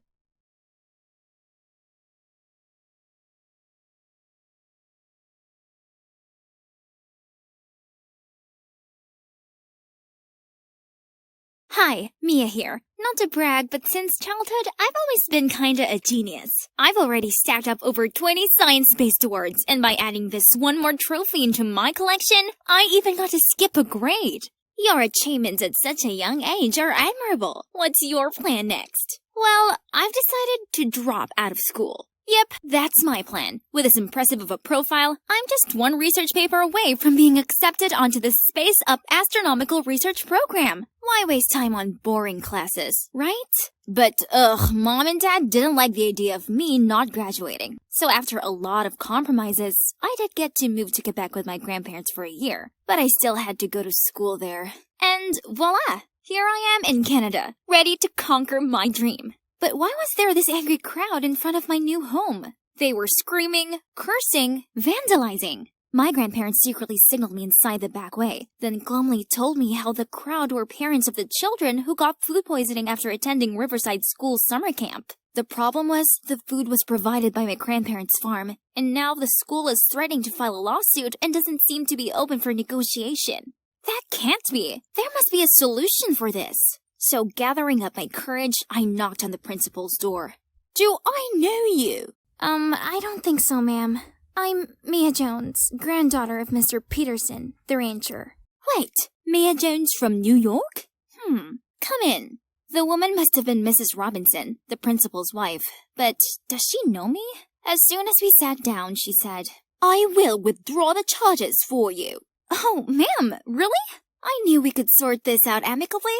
Oh, but my sweet child, I don't do charity. I know what you're capable of, so I will only drop the lawsuit if you make my daughter the top student at school. In other words, you'll exchange all test results with her. What do you think? What do I think? I think that's a crazy proposition. But if I didn't do this, then the farm would go under. So, with a reluctant nod, I agreed. Then I was immediately taken to meet her daughter. I was expecting someone snooty and spoiled, but to my surprise, this super smiley girl greeted me. Hey, I'm Eliana, but just call me Elle. I'm so sorry about my mom. She's got it into her head that I need to excel at school, since my dad is the principal. Elle hesitated for a bit, then continued. Also, there's Nora, the super smart daughter of my dad's ex. Mom doesn't want me to suck and Dad to favor this other girl over me, so... Thinking about it, my main purpose for coming here was to complete my astronomical research. I don't need any more A, so I smiled at Elle. Don't worry, I'll make sure you're the star student in no time. The next morning, I went to school with Elle, and wow, it looked so ancient and calm. Definitely distinctive from my stuffy school in New York. Elle introduced me to her friends, and they all seemed really welcoming. It's gonna be great here. Still holding the deal, I helped Elle answer the teacher's questions, exchanged assignments and homework with her, and soon, Elle had already climbed up to the top rank. On the contrary, I was at the bottom of the class. Oh wow, Elle's mom really wasn't kidding when she said her grades were bad. But that didn't matter to me anyway, cause the only thing I care about is this amazing astronomy tower. Talk about heaven! What are you doing here? I turned around to see Nora, the girl Elle had mentioned before, who is also the astronomy club's president. Hi, I'm Mia. I want to be part of your team. I have experience in studying astronomy and... Stop blabbering. Your grades suck, and we have a strict no idiots allowed policy. I told Nora to at least give me a chance to prove myself, so she sat me down and sniggered as she handed me an astronomy test. Easy peasy. I got all the answers right in just 10 minutes. But instead of welcoming me into the club, she accused me of cheating. Ugh! Nora didn't just dislike me. She also seemed to despise Elle too. Any chance she got to call us out on something, she would definitely take it. Sir, they're cheating! I just want to help Mia. Please, I'm so sorry. Huh? Who was helping who? Mia, you've got a lot of nerve. Your test is suspended. The whole class was giving me disapproving looks. Being this disrespected by my peers was a new experience for me. How could Elle tell lies so calmly? Great. Now that I was labeled a cheater, I would never get accepted into the astronomy club ever. Mia the cheater just had to find her way to get in there then. So, I waited until dark, then sneaked into the janitor's room to steal the key to the observation tower.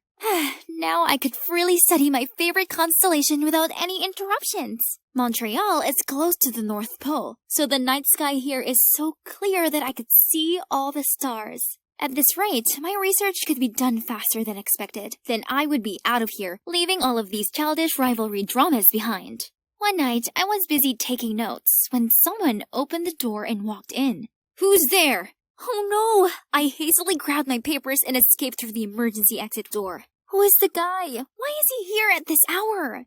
The next morning, I pushed my way through the noisy crowd and saw the announcement on the school spinboard. The astronomy club warned outsiders not to use the observatory room and that there would be severe punishment once the recent trespasser was discovered. Shoot, the guy from last night must have snitched on me. Turned out the snitch was Brandon, the new transfer student, and also the grandson of the founder of Space Up. It's a shame the incredible Sir Edward Foster's grandson was such a smug jerk. But that didn't stop all the girls from going cuckoo crazy for this Brandon guy. The ironic thing is, he kept on coming over to me and talking about astronomy. Huh? Doesn't everyone here see me as an insignificant kid? Is this yours? Brandon said while holding out a piece of paper. Oh my, this was part of my astronomy research. Did I drop it in the tower that night? But how did Brandon know it was mine? Flustered, I quickly made an excuse and left. I couldn't stop worrying about Brandon finding out I was the one who used the observatory room. If anyone knows about it, it'd be an instant suspension. I was busy thinking when suddenly the whole class burst into applause. As it turned out, they were praising my excellent essay on constellations. Well, it's known as Elle's essay now. Then the teacher turned to read the class's worst essay. My favorite star is Justin Bieber. Every time I see him, I think if only he was my husband. Everyone started laughing. No prize for guessing whose name was on this one. Mia, I suggest you learn something from your friend Elle. I turned to look at Elle and saw her smug face. She even joined in with the others to make fun of me. Was she really that stupid to write that essay? Or did she intend to embarrass me? When I got home, Elle was already waiting on the porch to apologize to me. I helped you as promised. Shouldn't your mom keep her promise too? Get the lawsuit dismissed now, then I'll help you finish your final exam successfully. Else, I'm not doing it. She's on it, Mia. Don't worry. I know you're leaving after a year anyway, and I also know that you're the one who snuck into the observatory. So, if you want to leave peacefully, at least help me and Brandon to get together. You and Brandon? But what does it have to do with me? Elle then told me that Brandon was so impressed by her astronomy essay that he asked her out to discuss it further. But of course, she knew nothing about it, so she had a plan. I'll have my AirPod on, and you gotta stay on the line with me throughout the date so you could tell me the answers to his questions. If we become official, I'll buy you that telescope you bang on about so much. You know, that thingy-majiggy... Celestron telescope! Oh man, she really knew my weak spot. Alright then, we have a deal. That weekend, Elle and Brandon went for a walk in Jerry Park while I stayed at home eavesdropping on their conversation through the phone. I see you have a passion for the Astros, so why didn't you join the astronomy club? Just 'cause I'm busy with my studies, and I also have piano practice, you know. Really? Oh, in the paper, you mentioned the black hole Sagittarius A. You seem to have done a lot of research about it. Could you tell me more? Although Elle seemed frantic having me put words in her mouth, everything went pretty smoothly. Only one thing. The more Brandon and I talked, the more I realized we had so much in common. Even if it was through Elle, I still felt a connection with him. I thought everything was going well between them, but no. One day, Elle came to me in a fit of anger and said Brandon had turned down her love confession. I want you to go talk to him and figure out why. I need to know the reason. What? Why don't you just ask him? Because I'm me, Eliana Robinson. I don't ask such embarrassing questions. So I was the one who had to make the embarrassing move? Also, call me. I want to hear it myself. Gosh, this bossy girl. And so I had to drag Brandon to the quiet rooftop while my phone was secretly on a call with Elle so she could follow the conversation. Okay, let's get straight to the point. Why did you reject Elle? Because I like someone else? If you already like someone else, then why hang out with her? Because only when I go out with Elle, I can talk to the person I like. It's disappointing though. Why don't you recognize me? I quickly ended the call hoping Elle didn't understand what was going on. He already knew I was behind Elle's words all this time?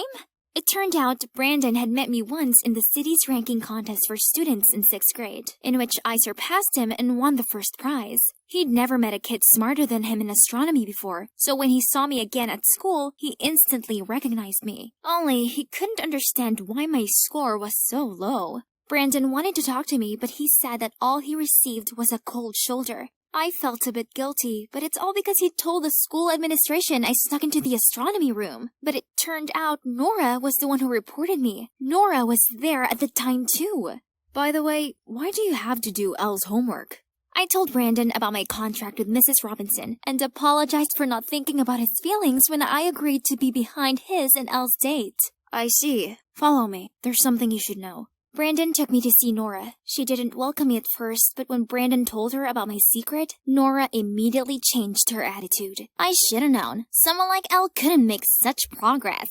She and her mom are deceiving everyone again. Then, Nora told me how she was secretly investigating the food poisoning case because, on the day of summer camp, she saw Mrs. Robinson and Elle doing something shady in the school kitchen. Why should I trust you? Elle told me that you have it in for her. So maybe you're just trying to ruin her life. Please, why do I have to do that?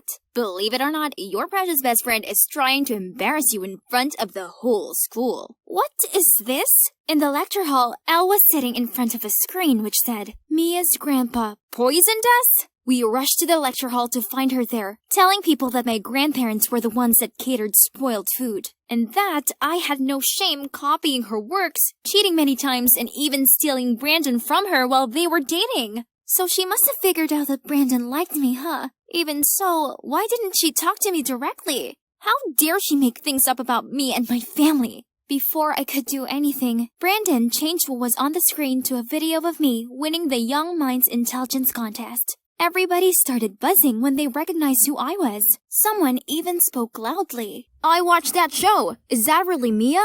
Elle's face turned pale as people started doubting her. Then Nora snatched the mic from Elle's hand and said, So, now we've made it clear that Mia isn't dumb at all. Then what about the poisoning at the camp? Did anyone find it strange how only Elle and her mother showed no sign of poison symptoms that day? That's because they were the ones who poisoned the food and blamed it on Mia's grandparents. The screen continued to show a clip of Elle's mom looking shady as she spoke to some man. She did all that just to ruin Mia's grandparents' good reputation. Then she would hire this man to buy the farm on her behalf for a ridiculously low price. What did you say? Oh my god, the principal has been standing at the door and witnessed everything. Everyone, out! When there were only 4 of us left in the room, Elle furiously shouted, "How dare you! You're just the outcome of your cheater mom, remember? Don't play dumb with me. You're well aware that my mom didn't cheat on Mr. Robinson, and that your mom is the one who lied to him to ruin his and my mom's wedding. And then what? Lying again that you're his daughter to force him to stay with her? You and your mom are awful people." Mr. Robinson stood in between them and stopped the argument.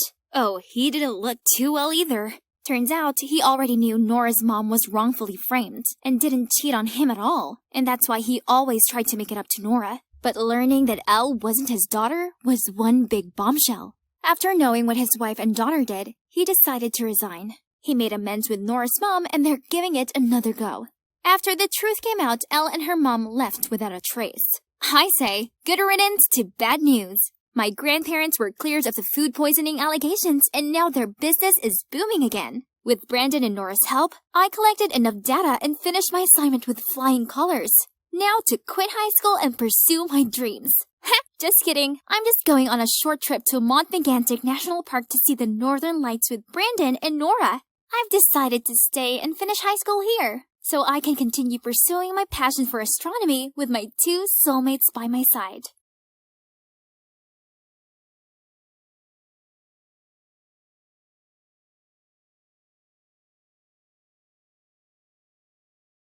On my very first day of high school, I showed up in my extreme goth girl attire as every other day. I felt good, but unfortunately, the teacher didn't appreciate my look, as she gave me this disgusted stare and blurted out, "How peculiar." Excuse me? So how do you define normal? How come being your true self is abnormal, but it's totally fine to live a fake, boring life just to fit into this judgmental society? The whole class gasped and stared at me. As for the teacher, I'd rendered her speechless. I guess word got around, as at recess this red-haired goth boy smiled at me, then said, "Hey, it's Miranda, right? Do you want to join my group?" Well, no need to ask twice. This guy was cute. And everyone in this group was goth too. This was where I belonged. They share my views on how the media's unattainable standards of beauty are fake, and how pathetic everyone is for striving to look like mass-produced dolls. Ugh. I like them. Actually, I didn't have many friends. You see, as soon as I discovered my true identity at 13 and started dressing this way, my old friends ditched me. People are always so quick to judge and don't gel well with others that are different. It's so lame. But whatever. Those bland blenders could never understand my effort to stand out and be true to myself. The only girl who stuck around was Isabel. She's been my best friend since we were 6. And my black lipstick and chokers didn't scare her off. My parents just thought I was going through a rebellious phase, so they let me do what I wanted. Only my older sister Harper was bitter about it. Oh, please! Biologically and technically, you are not a goth. You're an American who likes the gothic style. Jealous much? You see, Harper was your standard girl next door type. Just like everybody else. Yawn. Whatever. As it's her business. I don't care. But please don't force me to be like her. Ugh! Okay, back to school things. From that day onward, I joined the goths. They were all very cool. Especially the red-haired guy, Ralph. The more time I spent with him, the more I knew we were made for each other. So one time, I confided in Isabel about my feelings for him and told her I was planning to ask him to be my boyfriend. Are you sure? It's just you haven't known him long and you don't know how he feels about you. Oh, bless. Isabel was being her usual sweet, caring, worried self. But come on, this was a sure bet. It's okay, Izzy. I'm the coolest one, not only in my group, but also in this school. There's no way he can turn me down. No. Ralph's answer cut right through me without any hesitation. I haven't even finished my love confession. Ouch.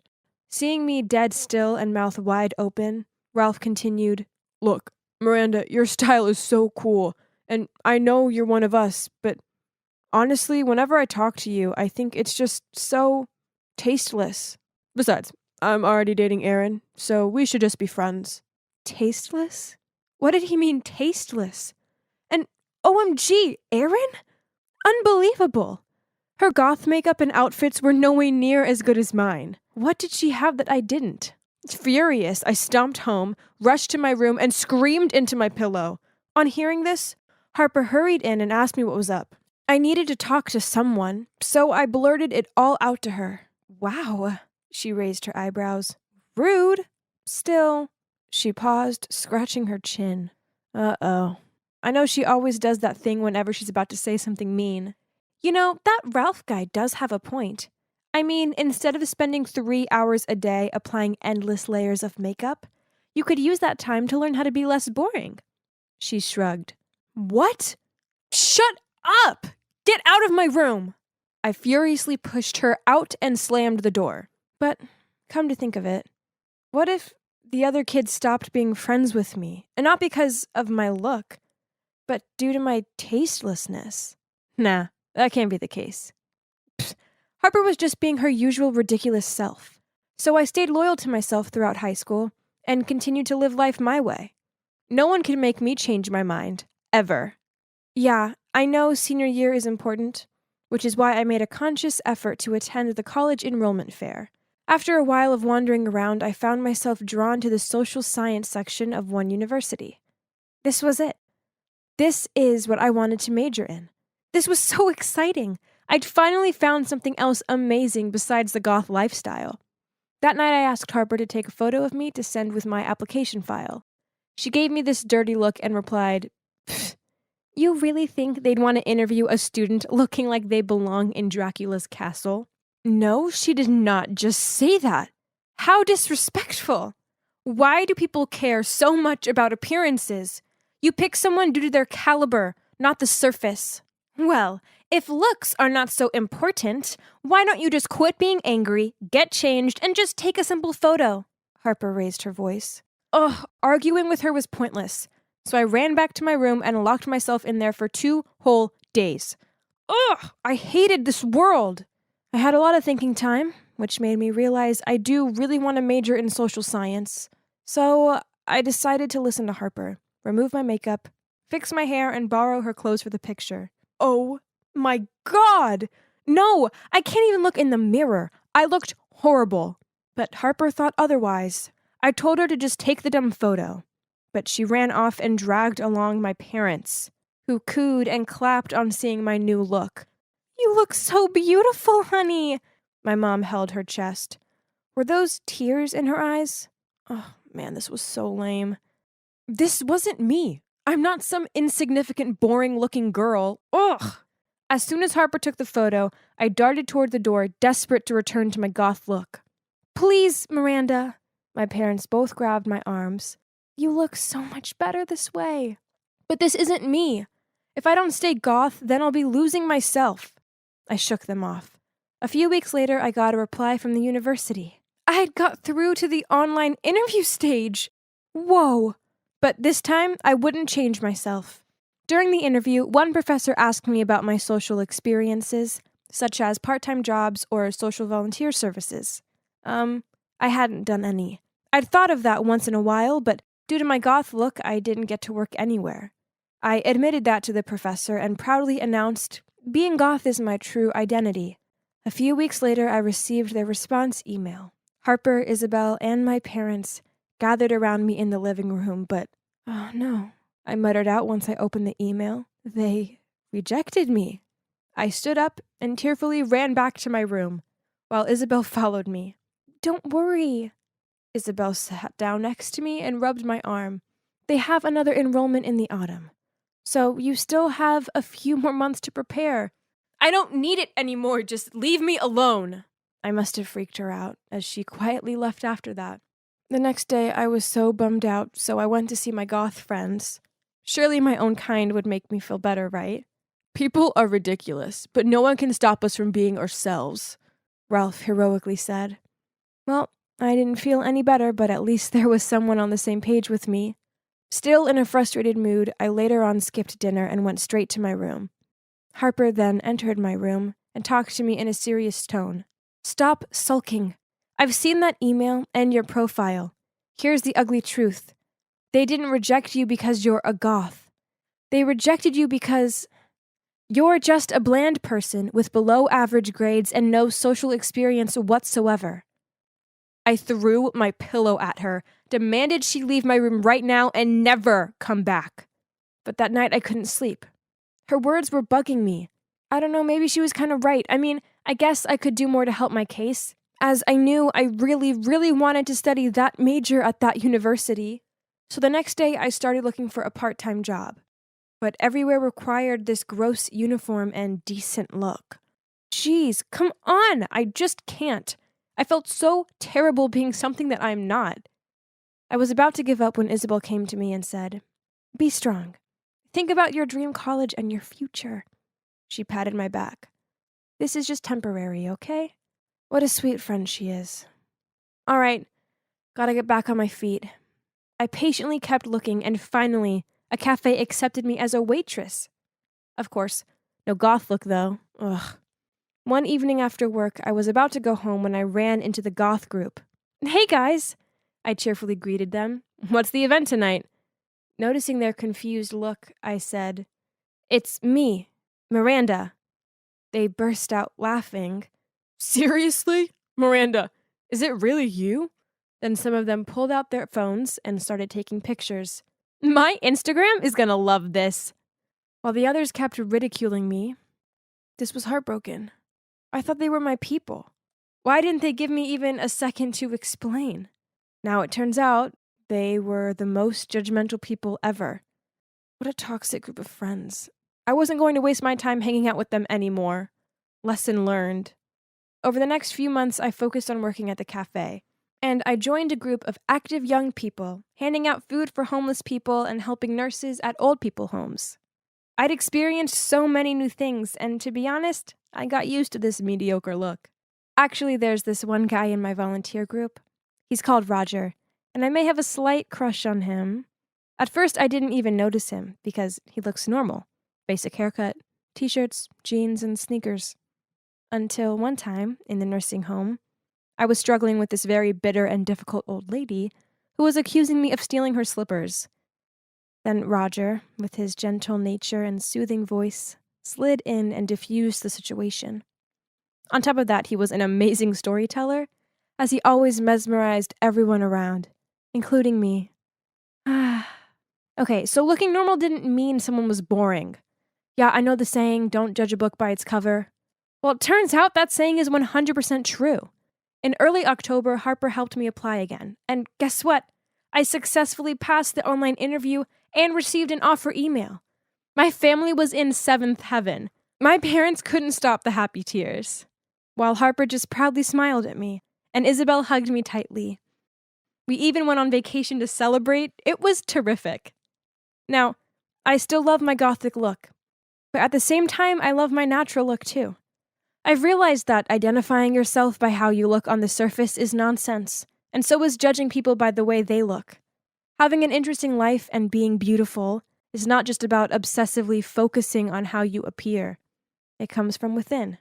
Wait, is that Roger over there? Oh no, he's coming this way. He's waving at me. Perhaps this is my chance.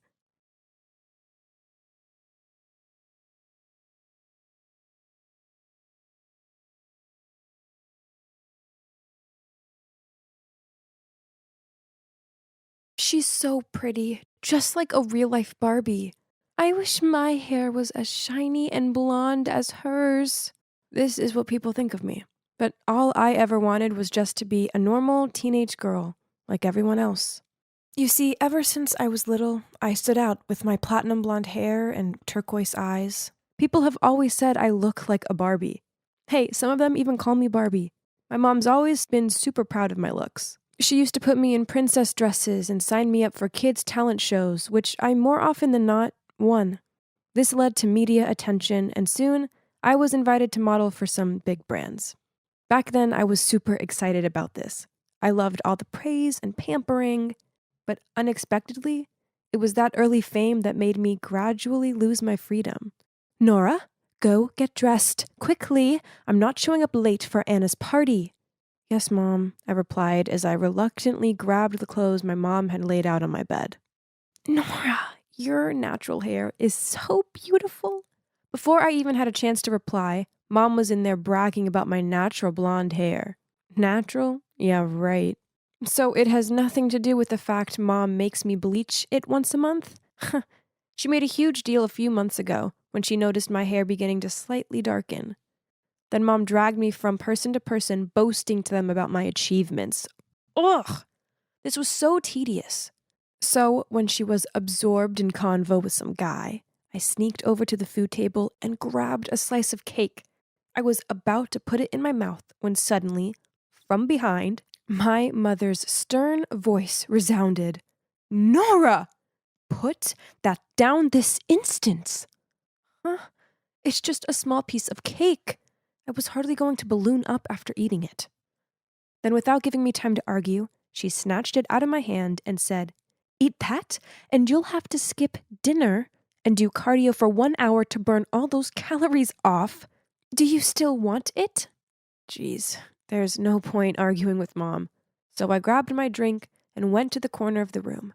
I was fiddling with my glass and feeling totally fed up when suddenly a guy came up to me and almost caused me to spill my drink. Oh my God, it's Philip, the hottest teen model in the scene right now. "Sorry, are you Nora? I've heard a lot about you, but why are you standing here all alone?" It's because I'm not really into parties like this. So we're the same. Then we started chatting, and before Philip left, he asked for my number. After that, he texted me every evening. Talking to him was so much fun.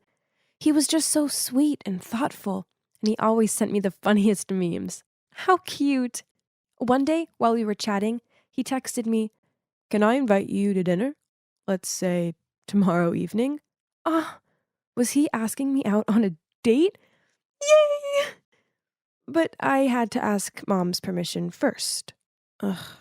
Mom, do you remember Philip, who we met at Anna's birthday party? Can I go to dinner with him tomorrow? Sure, I'll drive you there.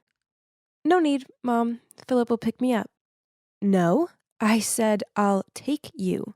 No matter what I said, Mom still insisted, and if I didn't follow, she wouldn't let me go. Jeez. This was a date, not a fashion show that required a manager. The next evening, as soon as I walked down the stairs, my mom was at it again. "Oh my, what are you wearing?" Before I had a chance to reply, Mom pulled me into my room, took out a bodycon dress, and said, "You put so much effort into looking this way, so you may as well flaunt it.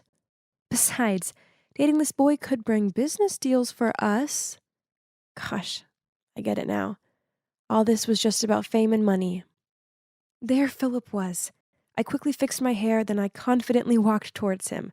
But when I had just sat down, before I could even greet him, out of nowhere my mother appeared and asked the waiter to arrange another chair for her. Philip gave me this bewildered look, but I didn't know what was going on either. "Mom, what are you doing?" "We've always been together. You don't mind if I sit here, do you?" No, not at all." Philip smiled awkwardly. This was so embarrassing. When the waiter appeared with the menus, I was actually glad of the distraction. But, oh no, I didn't even have the chance to open the menu, but Mom had already finished ordering for us both. Grilled salmon with salad and no dressing. How boring. But it gets worse. During dinner, my mom kept asking Philip questions like, "What do your parents do?" They only run a small business? I thought they were the presidents of a corporation or something. It's unbearable. Stop it. It's none of your business. I was just asking. A flustered-looking Philip made up some excuse about having to do something. Then he left. That's it. Thanks to my mom, my first date completely failed. Frustrated, I left right after he did. I didn't say a word to Mom for the whole journey home. Things didn't end there, though. When we arrived home, she kept nagging about how I shouldn't hang out with Philip, as he wouldn't be of any use to my career. Don't you think you're being too much? I can date whoever I want to. You know what? I don't want you to be my manager anymore, and I'll be moving out on my own. Then I rushed back to my room and started packing. "Honey, I was just worried about you. I'm sorry," she said and hugged me while sobbing. "Please, don't leave me like your dad did. I can't live without you." Hearing that, my heart fell. She was right. Ever since Dad left, there was only her taking care of and loving me. She's a bit tough and over-controlling, yet she meant well, right? I texted Philip a few times to apologize, but he didn't reply. Nora, look straight. Nora, where has your charisma gone? Let's take a short break. What's going on? You seem distracted today. I sighed and started telling Eleanor about my date with Philip. Gosh, your mom's a total control freak. You need to be strong and stand up against her to win your freedom. Well, of course I wanted freedom, but where should I start? Suddenly my phone beeped and stopped my train of thoughts. It was Mom. Honey, Anna's sick, so I'm staying at hers tonight. Dinner's in the fridge, and don't forget to go on the treadmill an hour before bed. Love you. Yay! Tonight I'd be free and do whatever I want, so suddenly I came up with a brilliant idea. Yes, I was going to have a slumber party. Eleanor suggested we should order pizzas, and of course everyone excitedly agreed. So good. Suddenly, the door opened. My eyes widened in horror when I saw that it was my mom, and oh boy, she looked furious. Nora, what on earth are you doing? And you can guess the rest. She made all my friends leave, and worse, she forced me to wake up at 5 a.m. to work out. All this just because of a bite of pizza. Eleanor was right. I needed to put a stop to this by finally standing up to her. This is unbearable. So, as a stress reliever the next day, I decided to do something I always wanted. Wow, it's so cute. I know, right? It feels good to do what I want for a change. Nora, why are you here? How come you didn't answer any of my calls? Startled, I turned around to see my mother standing there glaring at me. I quickly covered the tattoo on my wrist with my other hand, but it was too late. Nora, how dare you get a tattoo without my permission? Get back in there and get it removed right away. No, Mom. My body, my choice. From now on, I'll make decisions about my own life. Everyone on the street stopped to look at us. Seeing that, Mom just glared at Eleanor, then dragged me over to the car. But how did she know I was at the tattoo studio? Right at that moment, my phone buzzed with an unknown AirTag device nearby. Wait, could it be? I quickly checked my stuff and oh my God, it's true. Mom had stuck an AirTag into a hidden corner of my bag. Why did you attach an AirTag to my bag? So I'm aware when you do stupid things like tarnishing your body with some awful tattoo. As soon as possible, you're getting it removed. I'm 18. I can do what I want. Eleanor was right. You just want to turn me into a puppet to control. I knew it. Nora, I forbid you to hang out with that girl ever again. She's jealous of you and wants to ruin your career. She just wanted to help me. Your behavior isn't acceptable. And she pulled me into my room and locked the door. You can stay there until you see sense. I banged on the door and shouted till my voice was hoarse, but it was no use. 3 days passed. Mom still brought me food, but she refused to let me out. Oh no. Did she want to keep me here forever? I hurriedly called Eleanor for help, but it didn't work. Why didn't she answer the phone? Then suddenly I saw an article reporting that a model had spoken up about how Eleanor had been tricking her to steal her vedette spot for a famous designer's upcoming show. And that model was me? Impossible. That did not happen at all. And I have not been in contact with the press. Then a thought crossed my mind. Mom? That's right. As my manager, she must have said this to the media to defame Eleanor. Meanwhile, Eleanor must think it was me who did all this. Ugh, no wonder she was ignoring my calls. Angry and disappointed with Mom's behavior, I decided to confide in my Twitter. Unexpectedly, after only 20 minutes, my post was shared quickly and the hashtag #RescueNora was at the top of the search. But then my mom angrily came in and confiscated my phone. Don't expect someone to come here and save you. The next morning, I was awoken by loud noises from outside. Huh? What was going on? I went to the window and saw a crowd of people holding signs saying "Free Nora" and "Let Barbie out." But wait a minute. I spotted some familiar faces. Eleanor and Philip!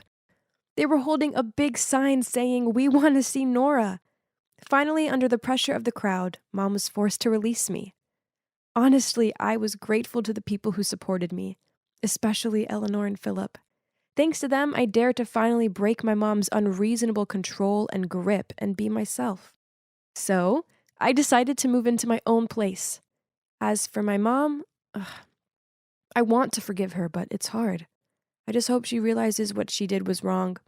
Then we can try to rebuild our relationship. Oh, and one more thing. From now on, I won't bleach my hair, just to get doll hair like before. I decided to keep my natural hair color. It may affect my modeling career, but so what? It's my natural hair, and I like it. Anyway, as you can see, life's good, as I have my BFF Eleanor and my boyfriend Philip by my side.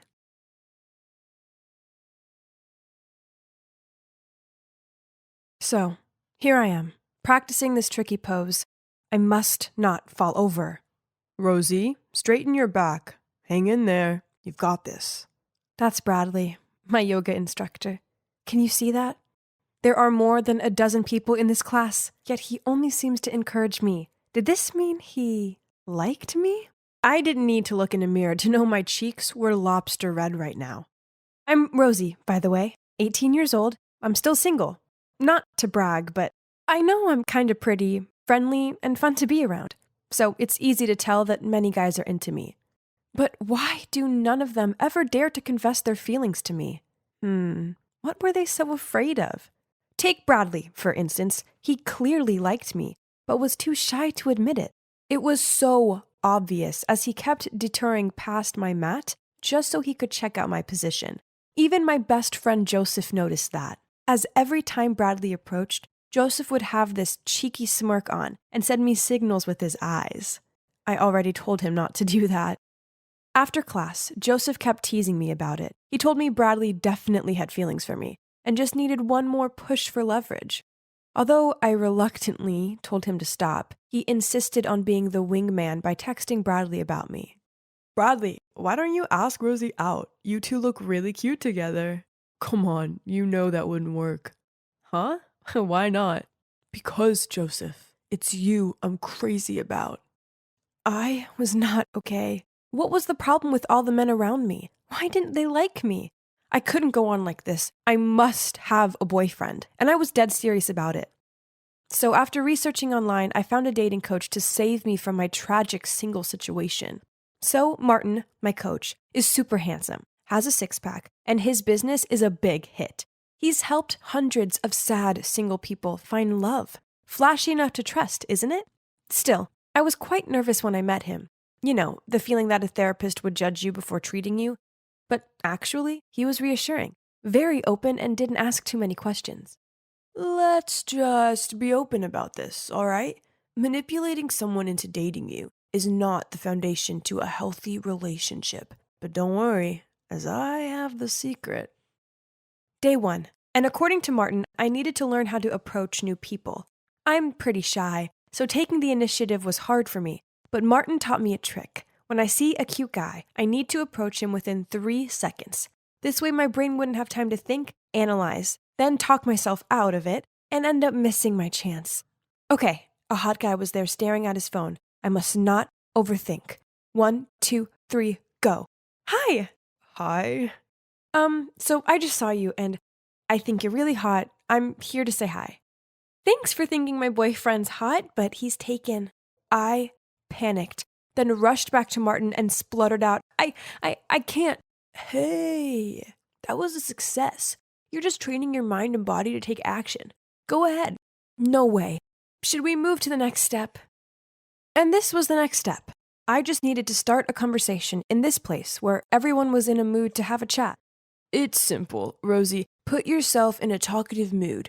Go over to them and give them a compliment. But make sure it's genuine, else it won't count, okay? Got it. I spotted a man sitting alone, so I walked over to him.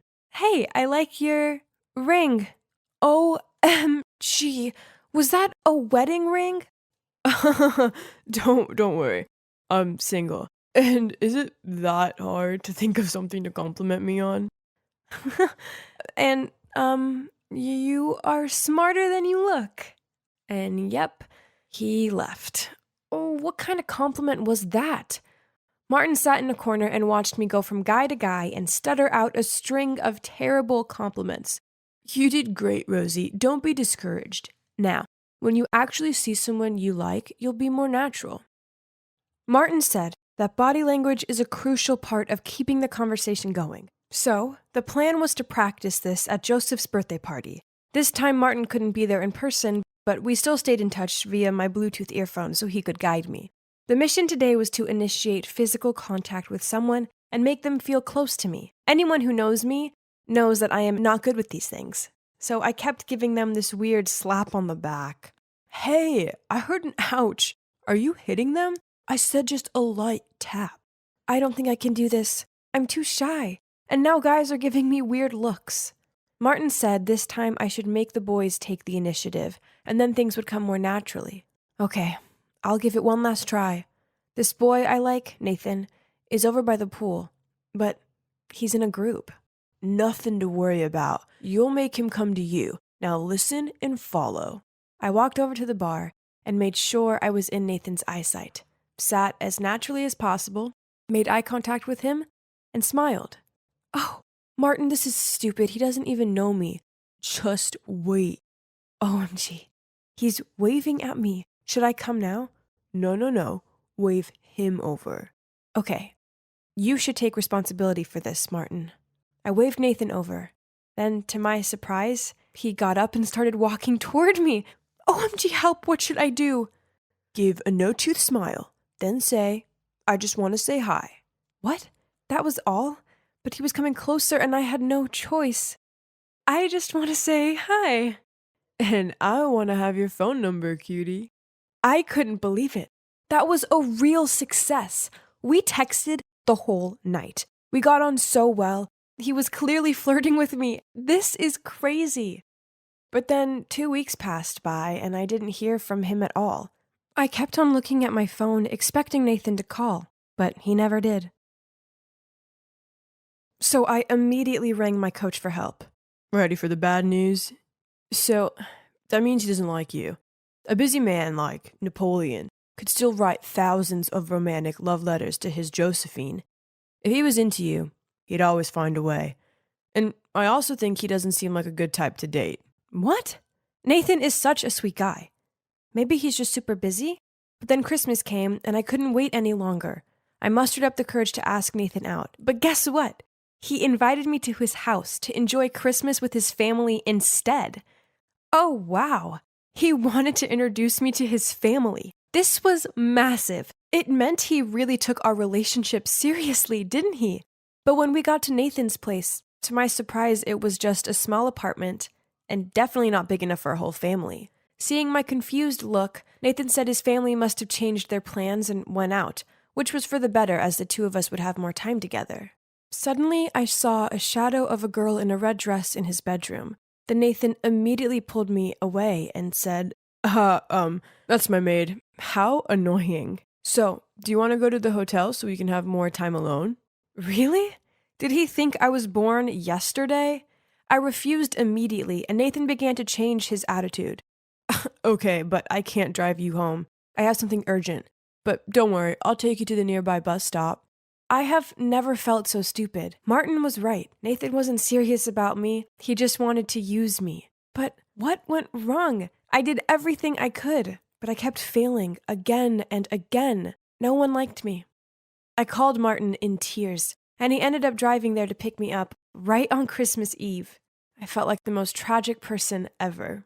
Martin was so patient. He turned the radio on so loud and didn't say anything until I finished crying and calmed down. Misread the signals again, huh? How could I have known?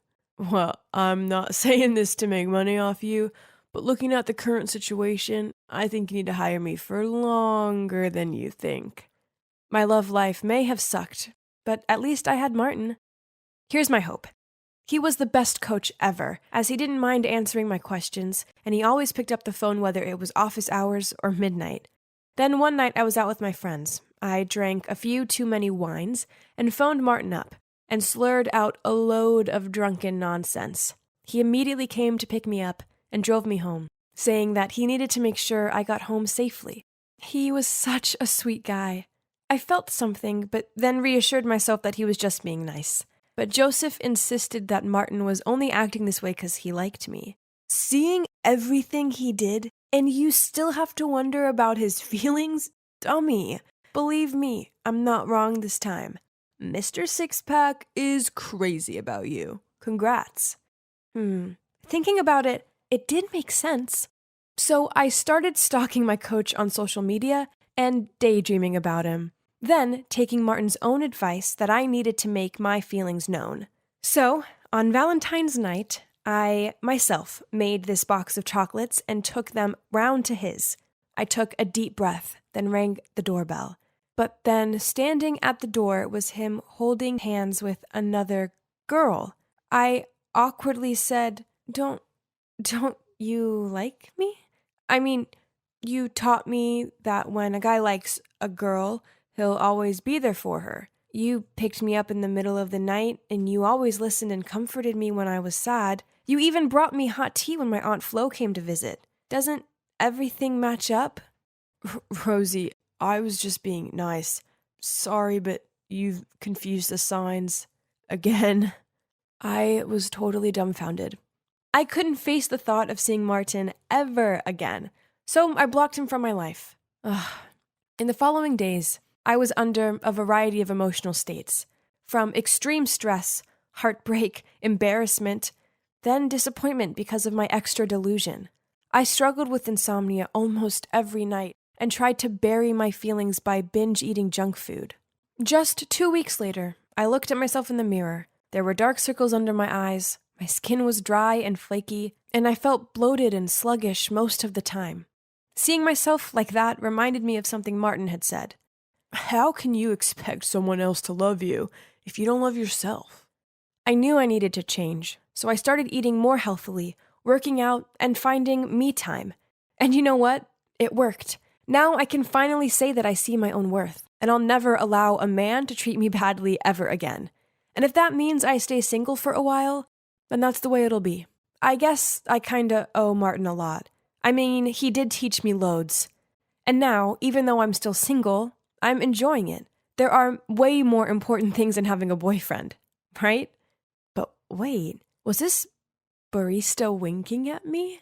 OMG, there's a post-it with his number on my coffee cup. What should I do? Hey, dating a coffee guy is risky business. Why, coach?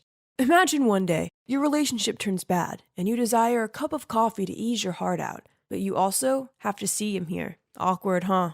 Indeed a pro. But so why are you making this awkward convo? Rosie, I may be a love coach, but even I get it wrong sometimes. When it comes to my heart, all theories are nonsense. Please, you show me how to love naturally. Well, as you can see, I'm dating my dating coach. But now, our love doesn't apply to any cliches. Instead, we just do us, and we're both happier than ever. If you're in a dating slump, then don't worry. Just let love happen when it happens, and follow your heart. Do you know what it feels like to live in a splendidly luxurious castle, wearing extravagant dresses, indulging in exquisite dishes, and always having servants take care of you? Well, actually, I don't really know either. I'm just a little maid who's fortunate enough to be friends with Princess Anne. Oh, by the way, my name is Diana, and I was born in the palace of a small European kingdom. Sounds like a fairy tale, doesn't it? Well, I don't exactly live a fairy tale life. I'm only here because of my mother, Stella. She had devoted her entire life to serve the queen, so in return, I was allowed to live in the castle. And when I grew up, I became a servant to Princess Anne, who was just a few ages older than me, so we immediately hit it off. Ironically, though, I'm not quite cut out to be a servant. I'm a bit, okay, maybe very clumsy, and I tend to be less helpful than I actually should. When all is quiet, it's likely that I've just hidden myself away in the library, lost in its endless sea of books. It would be more fun if Anne was just as happy to spend time in the library as me, but she doesn't care much for reading or studying. She said it makes you age like crazy. But still, she must attend her mandatory classes, by the Queen's order, of course, although she'd much better enjoy cooking, cleaning, and decorating. So whenever there weren't eyes on us, Anne and I would help each other out. I would sneak into her classes, listen to the tutor attentively so I could help her with assignments later. In return, she'd help me with the palace's errands. Anne was how I imagined having a sister is like. We just got each other's back. I knew the real Anne. I supported her passion for baking even when her own mother forbade her, and I was the only one who knew about her big crush on Count Harold, who often came bearing tributes from the people. Anne was so kind that she always gave me plenty of good food to share with Mom and other maids. But Mom wasn't too thrilled about this. For some reason, she was always anxious seeing how close me and Anne were. Don't forget your place, Diana. Princess Anne is still royalty, and you're just a little maid. Be sure you never cross the line with her. She's just trying to help us, Mom. Don't worry, I'll be careful. Then one day, Anne found a beautiful vintage dress from her closet and convinced me to try it on. I agreed, and once I stepped out of the changing screen, Anne was amazed. See, you'd make such a gorgeous princess. Did I ever tell you you remind me so much of my aunt, the late Queen Mary? I don't have much memories of her, but I've seen her picture in the royal family tree, and you very much share the same aura with her. I wish, Anne, but if I were a princess, I would have people do whatever I want. Like, fetch me my robes, servant, and when you're finished, my toes could use a salt bath. We were just messing around when Mom came storming in. Diana, how dare you desecrate the princess? I told you not to cross the... She didn't finish her words, but fell to the ground, holding her chest in pain. I rushed over to her as Anne ran to the hallway looking for help. Mom! Diana, I need to tell you something.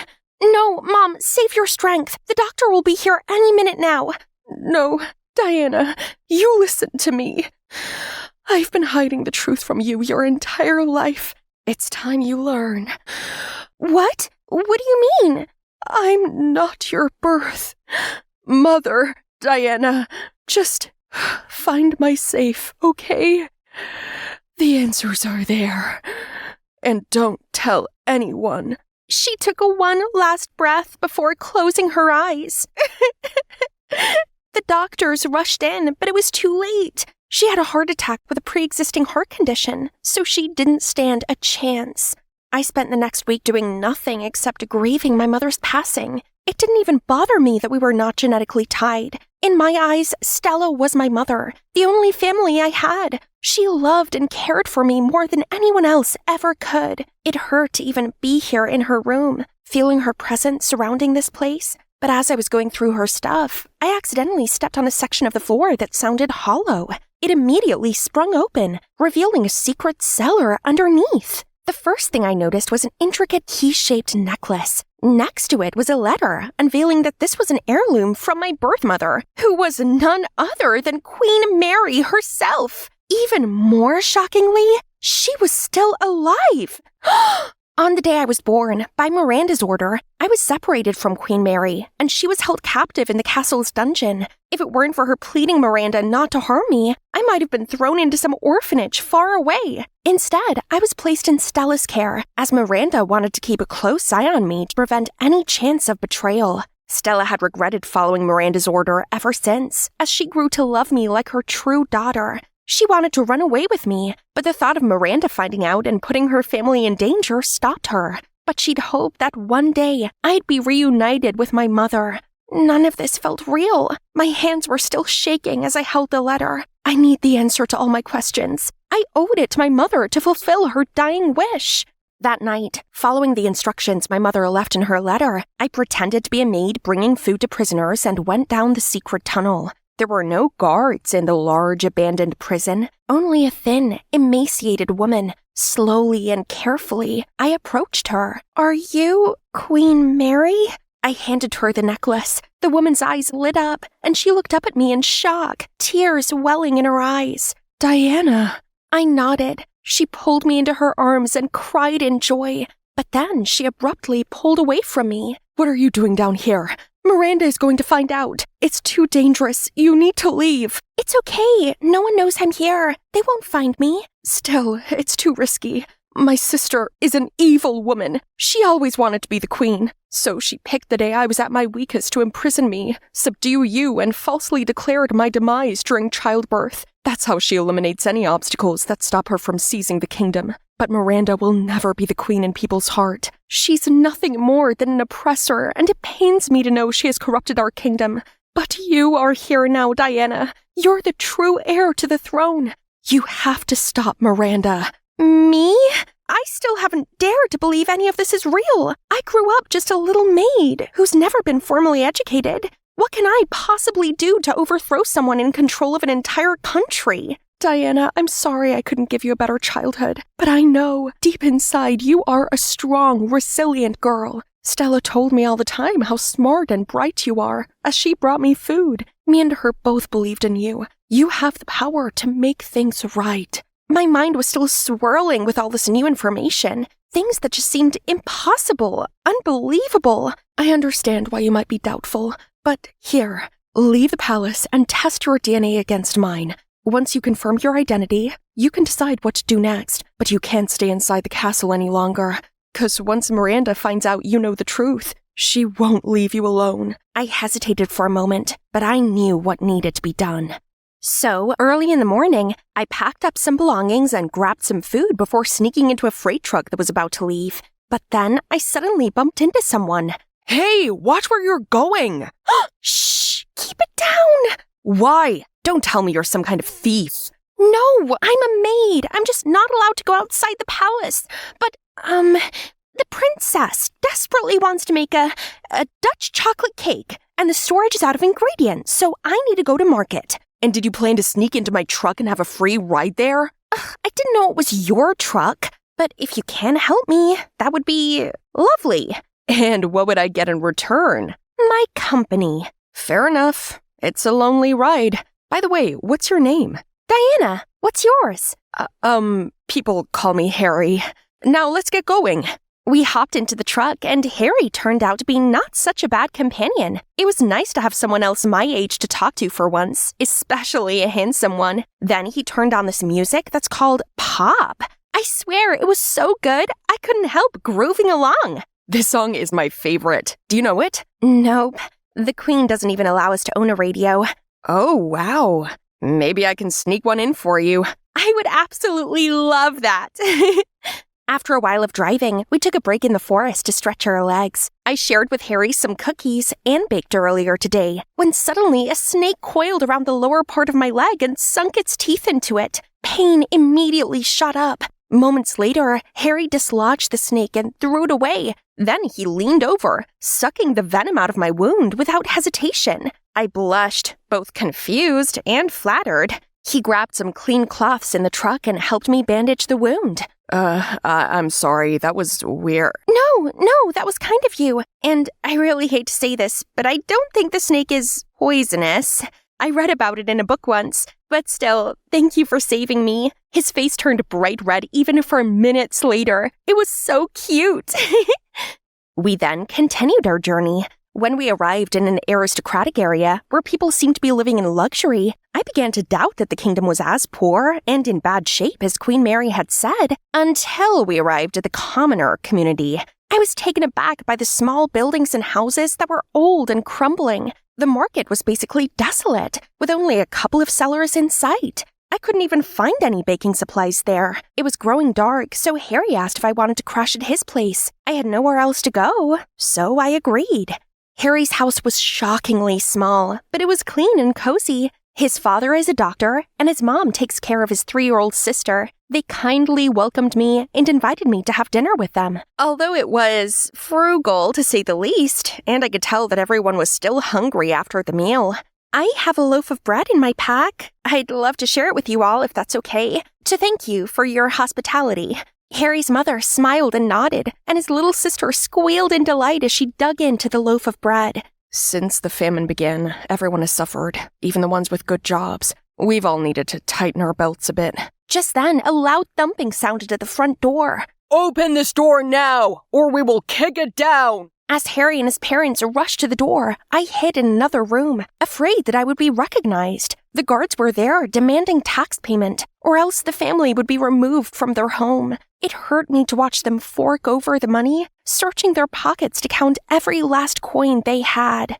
That night, I tossed and turned. I couldn't stop thinking about how Queen Miranda could oppress her own people to this point. I was flooded with guilt, thinking about how gleefully Anne and I would share the tributes taken from these poor people, unaware that they were suffering and starving.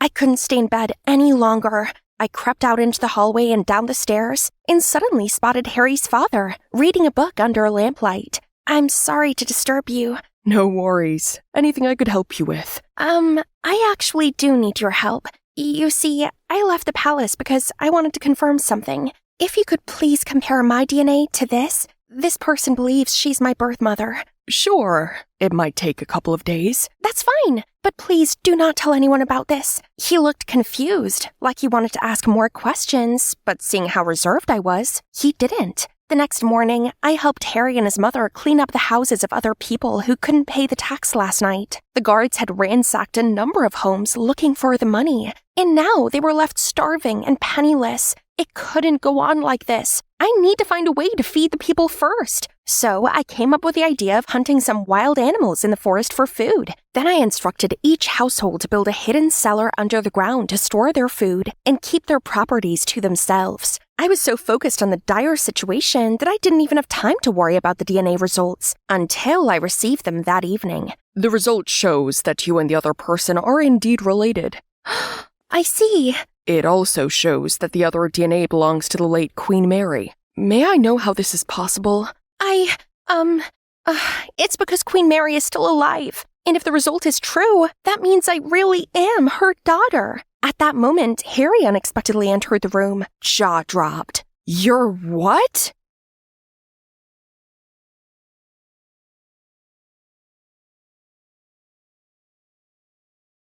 My most precious timekeeper. There's a saying that goes, when you fully trust someone without any doubt, you'll either have a person for life or a lesson for life. You bet I learned a valuable lesson because that quote manifested itself into my life. It was the summer of 2000, before our beloved smartphones and social media even existed. Elio, Tara, and I were exploring the glorious Barcelona. Spain was our first stop on our trip across Europe to celebrate high school graduation. That's 18-year-old me. I'd always wanted a partner who I could trust with my life and stick with me through thick and thin. But the boys I dated were too childish or selfish to be considered trustworthy, except for my sweet Elio. He's always so attentive and cared for me greatly, but somehow he couldn't ease my anxiety. At the beginning, I wanted us to have a couples trip, but then I decided to have my only friend Tara join us, just to be safe. My treat, of course. Only Tara stayed friends with me after many other greedy leeches tried latching onto me from my family's wealth. Sure, I got you, girl. I was thinking you might just chicken out without me. Ha ha ha. She knew me too well. And so our journey began. Why Barcelona, you asked? Because I wanted to connect to my Spanish roots since my grandparents met, then got married over there. Hopefully, Elio and I would be just like them.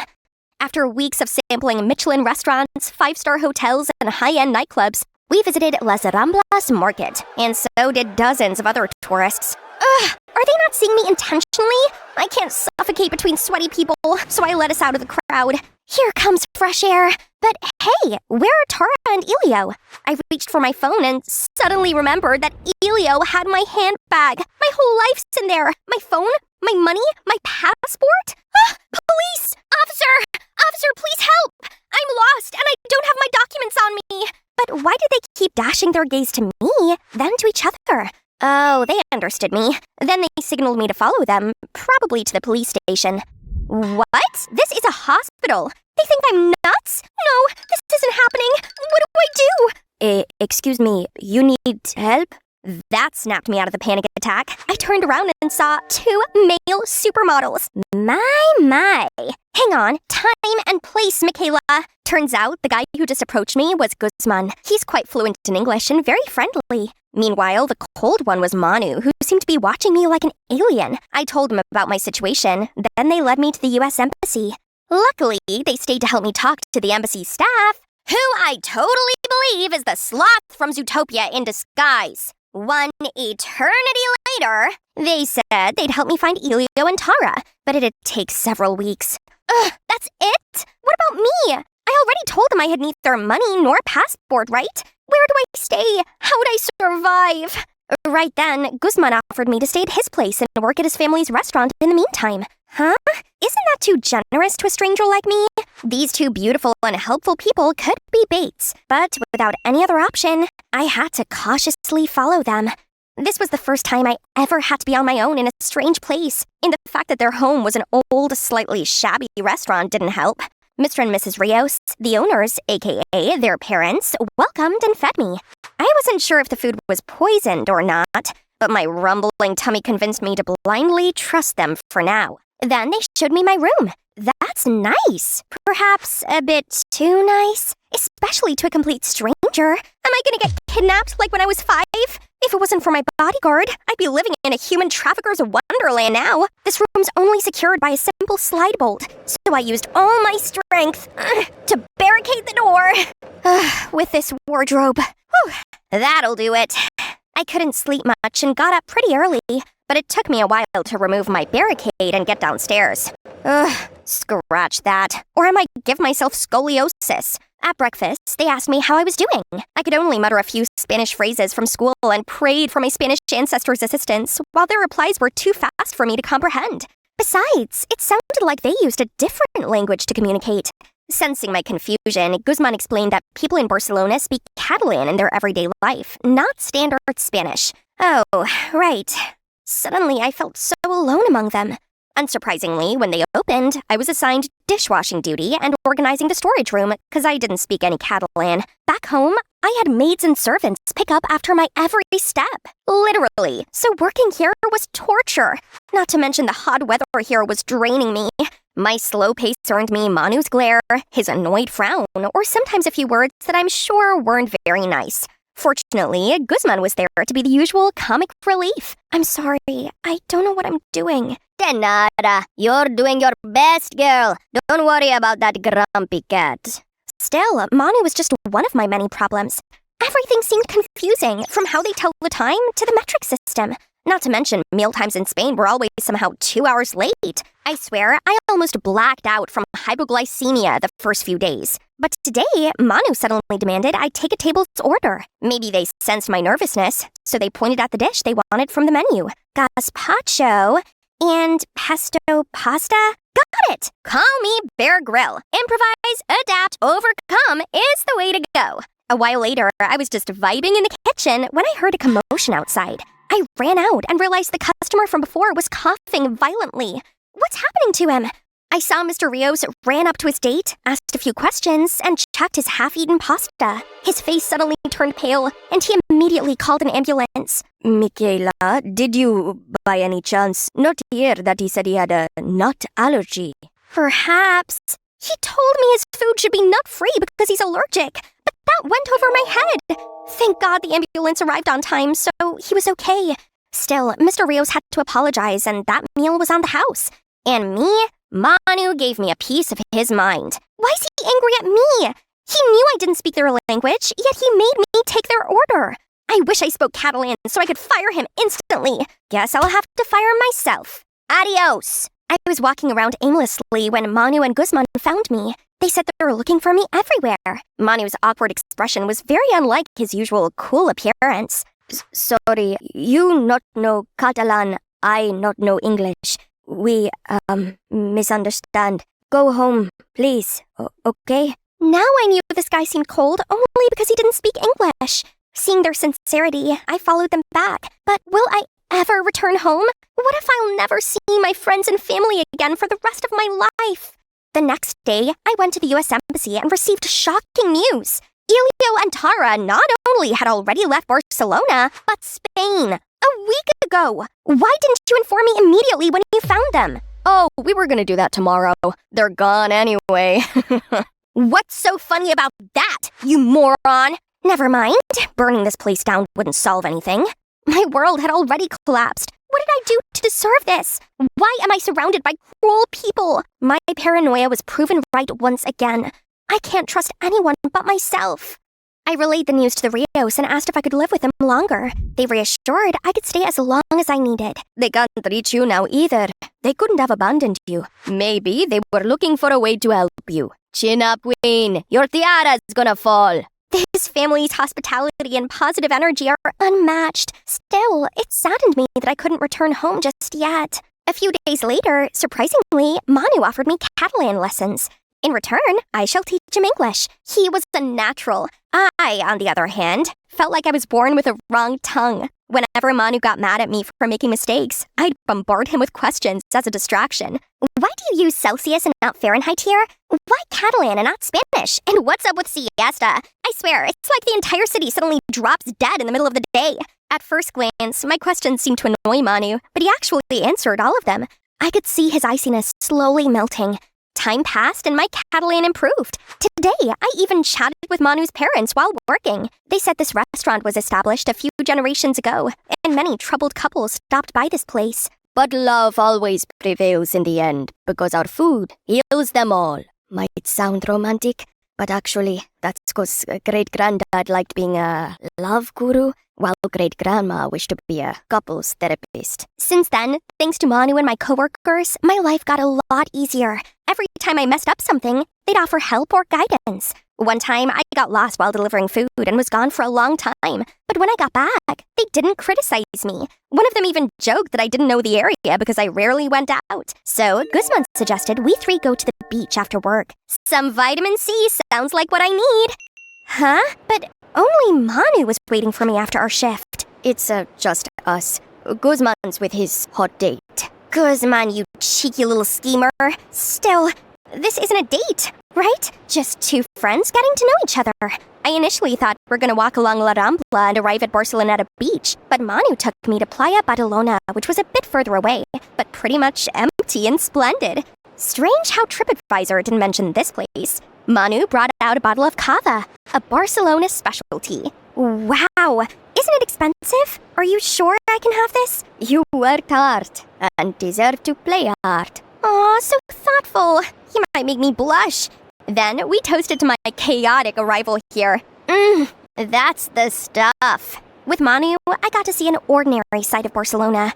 Not often do I get the chance to be somewhere this beautiful. I should be more adapting. Besides, if I wasn't here, I'd never get to observe this magnificent monument up close. Leave room for Jesus! Jesus!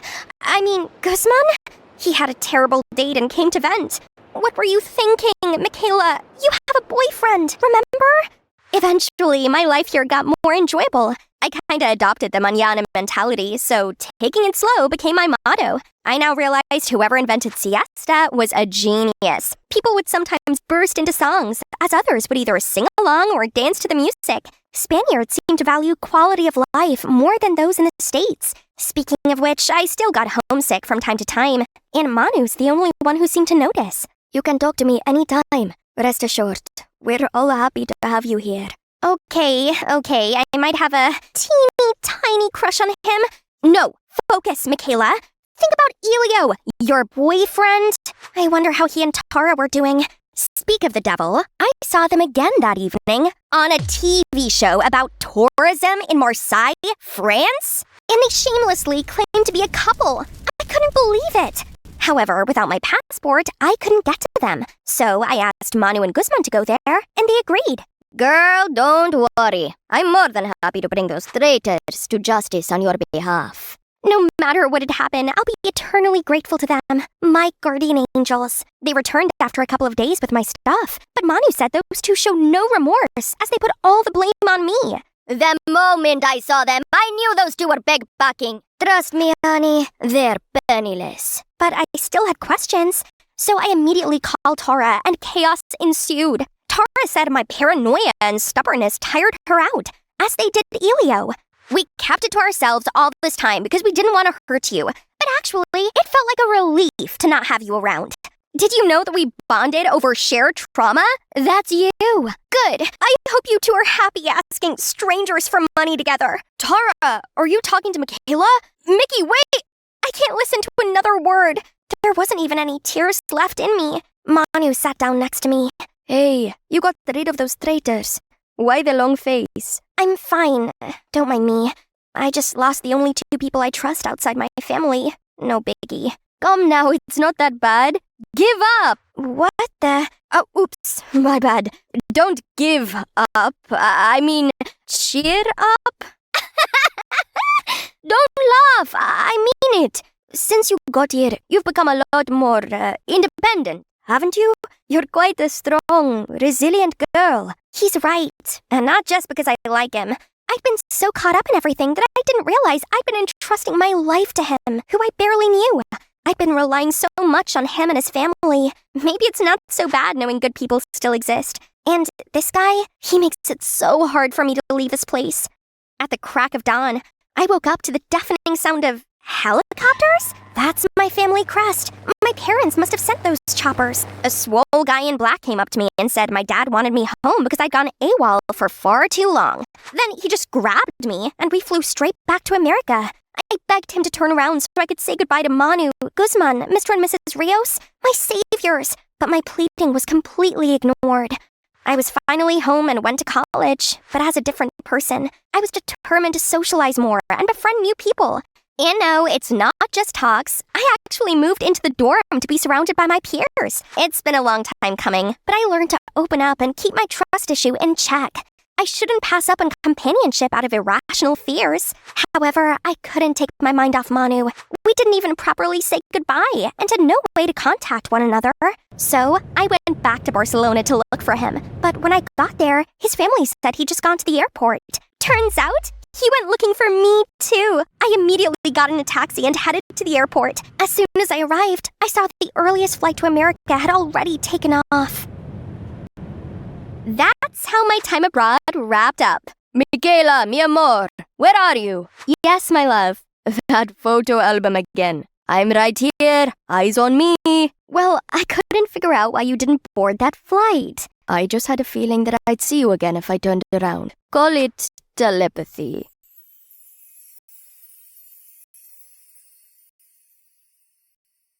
I was at a bustling party, waiting for the one who would decide whether I'd won my cousin's bet or not. Forget your dumb ex. $50 if you get the number of the next guy walking through that door. Oh, here comes my target. I hurriedly approached him, but stumbled and we're kissing. I could feel the taste of grapes on his lips. I immediately pushed him away and stood up.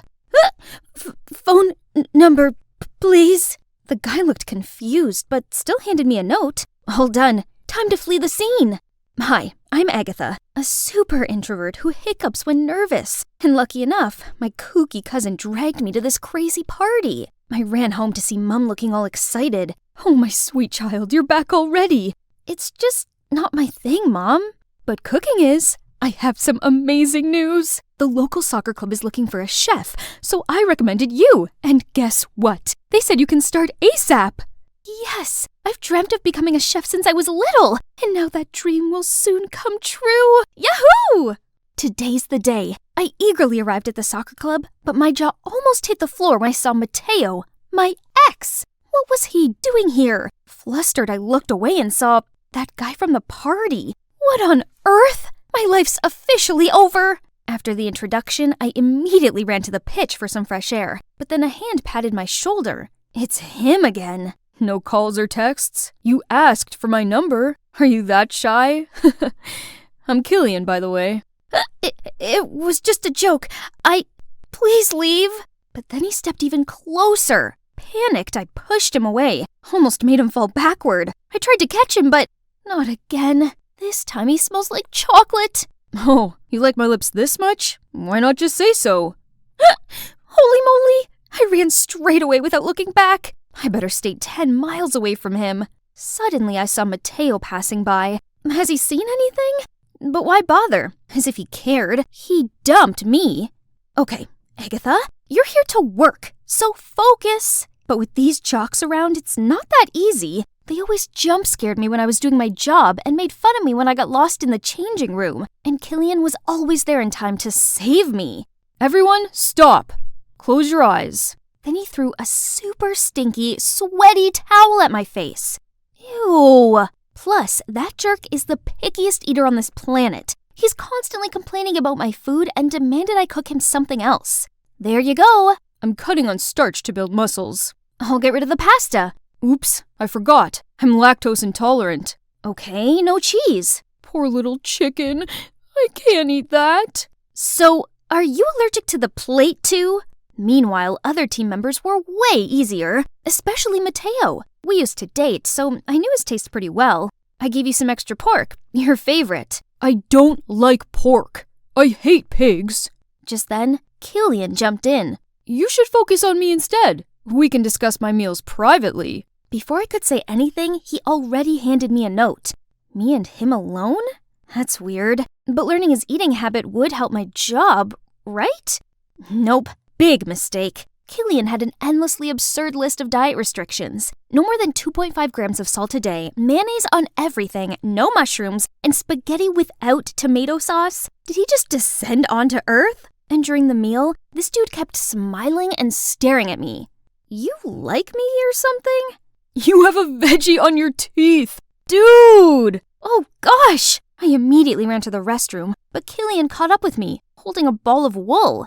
Is this yours? I looked down to see a wool thread coming out of my dress's hemline. Ah! Oh gosh, I wish the ground just swallowed me whole right now. Surprisingly, Killian put his jacket on me. That was cool. Just then he caught me drooling over him, so I immediately pretended to play with my phone. Just want to beat level 9,674 in Candy Crush. Strangely, over the next few days, Mateo started being nice to me. Too nice. Your cooking is top-notch as always. Tomorrow, can you make me those delicious vegetable fritters we used to have together? He still remembered that? Boy, he made my heart race. I sprinted to the kitchen and put on music to calm down. Soon I found myself singing and dancing to my jam. I promise that you'll never find another like me. Hee hee! Ooh, ooh, ooh, ooh! Mamma mia! How long had he been there? Flustered, I burnt myself. Killian rushed over and held my hand. You okay? You can't even handle yourself? Then he insisted on finishing my work and even prepared us a dish. Wow, his broad back. Isn't he quite a charmer when he cooks? We talked a lot, and turns out we share a ton of things in common. Beneath his teasing, he's actually gentle, caring, and a good listener. I suddenly realized that I had stopped hiccuping since ages. One afternoon, while giving out water, I saw Killian. Oh wow, it's like the sunshine drew a halo around him and his exquisite face. Wait a minute, why was I smiling? Suddenly, a fancy-looking girl came over. Killian, why didn't you reply to my messages? You left me hanging all night. Look, I have dark circles now. That's on you. I went to leave, but out of nowhere, Mateo pulled me into a corner. Why were you so close to him? He's only messing with me. Huh? What do you mean? He competes with me in everything. I was called to you to protect you. Now that he knows you're important to me, he'll harm you to hurt me. I think he's just trying to be nice. His dad is our club's biggest sponsor. You really think he wants to hang out with people like us while Sloan, whose family owns the largest hospital in the state, is here? I don't know what to believe anymore. However, I had to admit they looked like a perfect couple. While holding a coffee tray one time, I clumsily bumped into Sloan. Are you blind? Why do they let a doofus work here? Come on, Sloan, you bumped into her. He sure seemed sweet to me. Maybe Mateo had misunderstood him. Then once, I spotted the two of them in a quarrel where Killian even pushed Mateo. I tried to intervene, but they brushed me off. What was going on between them? A few days later, I returned from the grocery store to see the head coach in a fit of rage. Explain to me how Mateo is hospitalized for eating your food. What? Why? Stop it! You're fired! My head spun in a million circles. I hadn't done anything wrong. I was packing my things when Sloan appeared. Well. Looks like Little Miss Muffet met her match. Only need some simple tricks to get rid of you and your phony, needy act. Stop dreaming about Killian. You're not at our level. Wait, our? Who's with you? But Sloan just smirked and strutted away. That's when the memory of Killian and Mateo fighting struck my mind. So, Killian must have conspired with Sloan to harm Mateo and ruin my career in the process? How could he? Still, he had the cheek to text me as if nothing had happened. Dummy, Agatha. You should have listened to Mateo from the start and stayed away from Killian. I visited Mateo in the hospital, but he coldly shooed me away. It was exactly like the day he dumped me. Today is the city's championship final, and to be honest, I didn't really know why I was here. I looked around for Mateo, but couldn't find him. He might still be sick, so we had to skip this match. On the field, Killian seemed distracted and off his game. What's wrong with him today? Killian, my dear. The lady sitting next to me looked nervous and kept fidgeting. I spoke to her and figured out she was Killian's mom. She told me the shocking news. His little sister was missing. He was blackmailed into making their team lose or he'd never see his sister again. Killian faced the goal, but he didn't kick. Instead, he passed to another player who then scored the goal. The spectators cheered in triumph, while other players celebrated the goal with Killian. Blood seemed to have drained from his face. As predicted, the threats kept coming. I couldn't just sit and pray, so I asked Killian's mom for more clues. She played me the recording of her daughter. I strained my ears to listen and heard a noise. Peekaboo, peekaboo. I know that sound.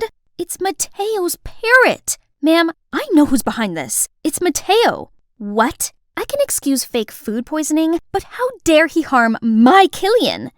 Say it again, Sloane. He asked me to fake the medical paper, and I figured it would also kick you out, so I agreed. But what about Killian's sister?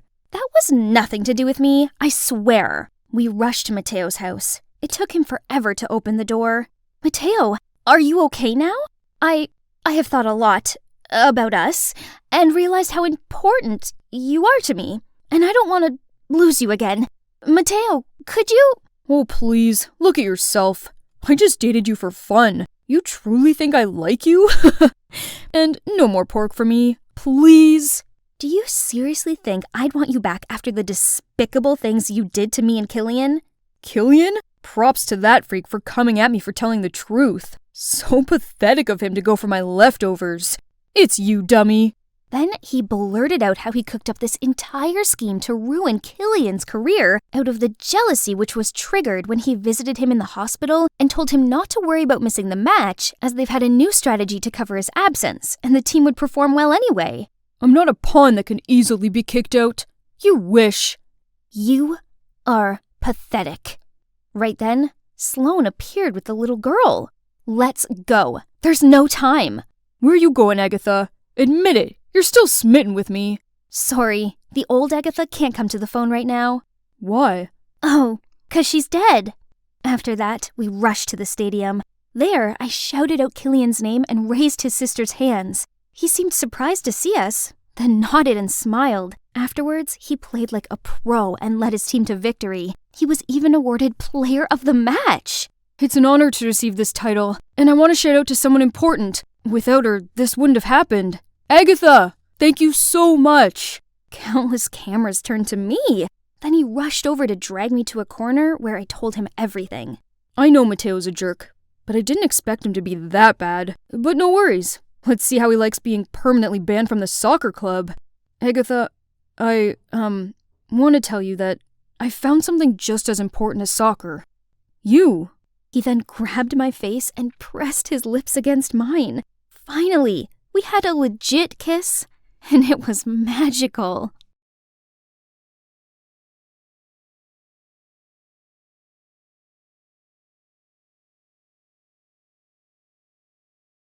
This is the story of how I broke the heart of a girl who really loved me. And I'm not proud of what I'm about to tell you, but here goes. It all started in freshman year of high school. I was living on Mayotte Island, which is a super beautiful French island. And unlike all the stylish guys at my school, I was pretty lame in comparison. Not only was I overweight, as in 95 kilograms, I was also one of the dumbest kids in class. Basically, I was a bit of a loser. And because of this, no one really wanted to be my friend. I was always eating lunch alone, and not one kid would sit at my table. This went on for a whole year, and by the time summer break came, I decided I couldn't take it anymore. Something had to change. So while everyone at school was vacationing and partying and enjoying the summer, I was working on something else. I set a goal for myself to lose weight before we went back to school, and I was really determined. I did a lot of research to figure out the best way, watching lots of YouTube videos and reading articles on Google about losing weight. And believe it or not, I stumbled across a really simple way. All I had to do was drink a lot of water and eat less, and I'd easily lose weight. At least that's what the article said. So I gave it a go. And I'm not gonna lie, it was tough. Some days I'd have killed for a soda, and there were moments where I gave in to my cravings and binged on a liter of ice cream. But then I'd think about the fact I had no friends and how lonely life was, and my motivation would come back. By the end of summer break, I'd done it. I couldn't believe it. I'd lost 26 kilograms in total. So I was down to 69 kilograms, and for a 1.85 meter tall guy, that is very slim. That first day back at school, all eyes were on me. Every single girl suddenly noticed me, and some of them even tried to speak to me. One girl asked if I was a new kid, and I almost laughed. Did I look that different? Even though girls were suddenly interested in me, I wasn't interested in them at all.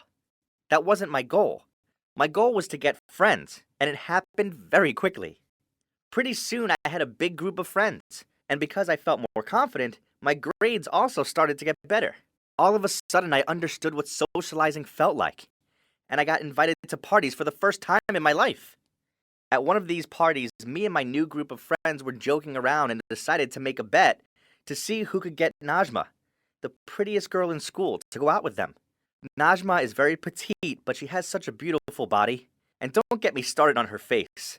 Her eyes are this deep chestnut color, and her skin is so clear. Plus, she has these really cute cheeks that always blush pink when she smiles. Honestly, she's gorgeous, and every single guy in our school was crazy about her. But even after lots of attempts, none of them had managed to get her attention.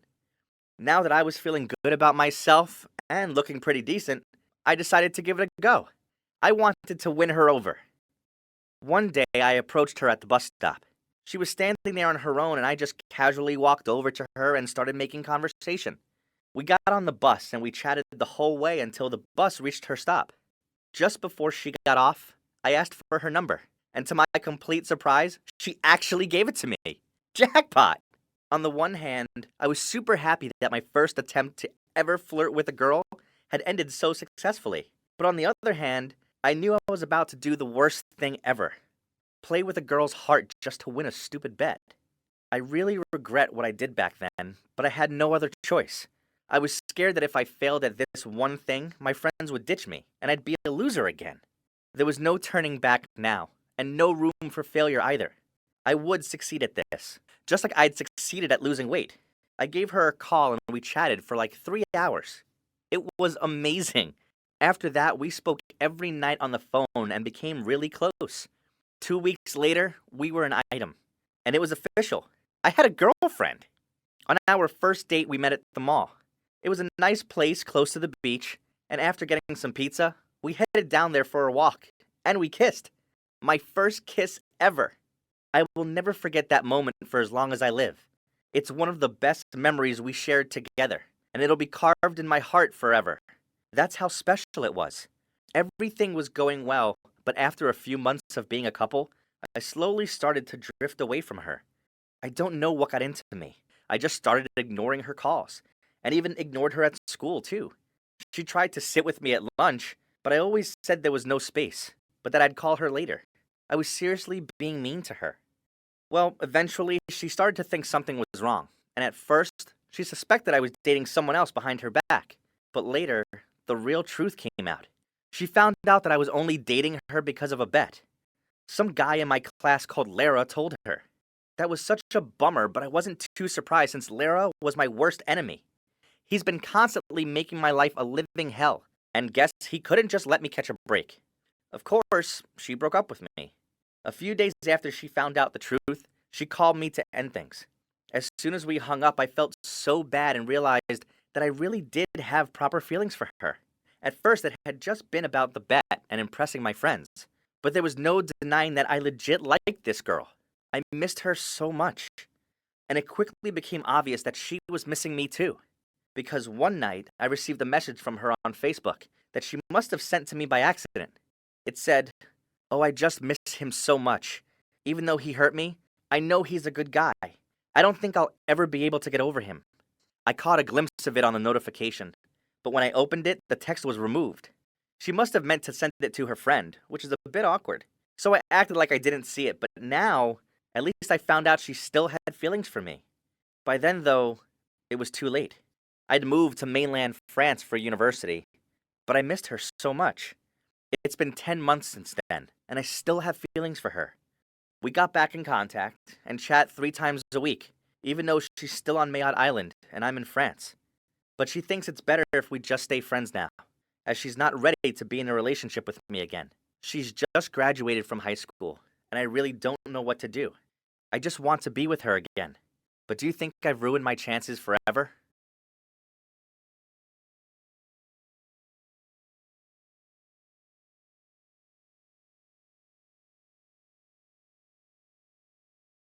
So, in the first part of my story, my parents set me up on some blind dates. First, there was Trent, who ended up being gay, so that didn't work out. And then I met Corey, who wasn't far from being called my worst enemy. We hated each other, but still, he made me go on dates with him. And then it turned out he was also gay, and that Trent was actually his ex. Corey begged me to help him get Trent back. So, let's see how Trent will react to this. I decided to casually ask Trent about his past relationships and stuff, to see if he'd bring Corey up. He said he'd been so badly betrayed by his ex and that he still hadn't forgiven him for it. Clearly, he was talking about Corey. I didn't know what to do. It was killing me to see how miserable they both were.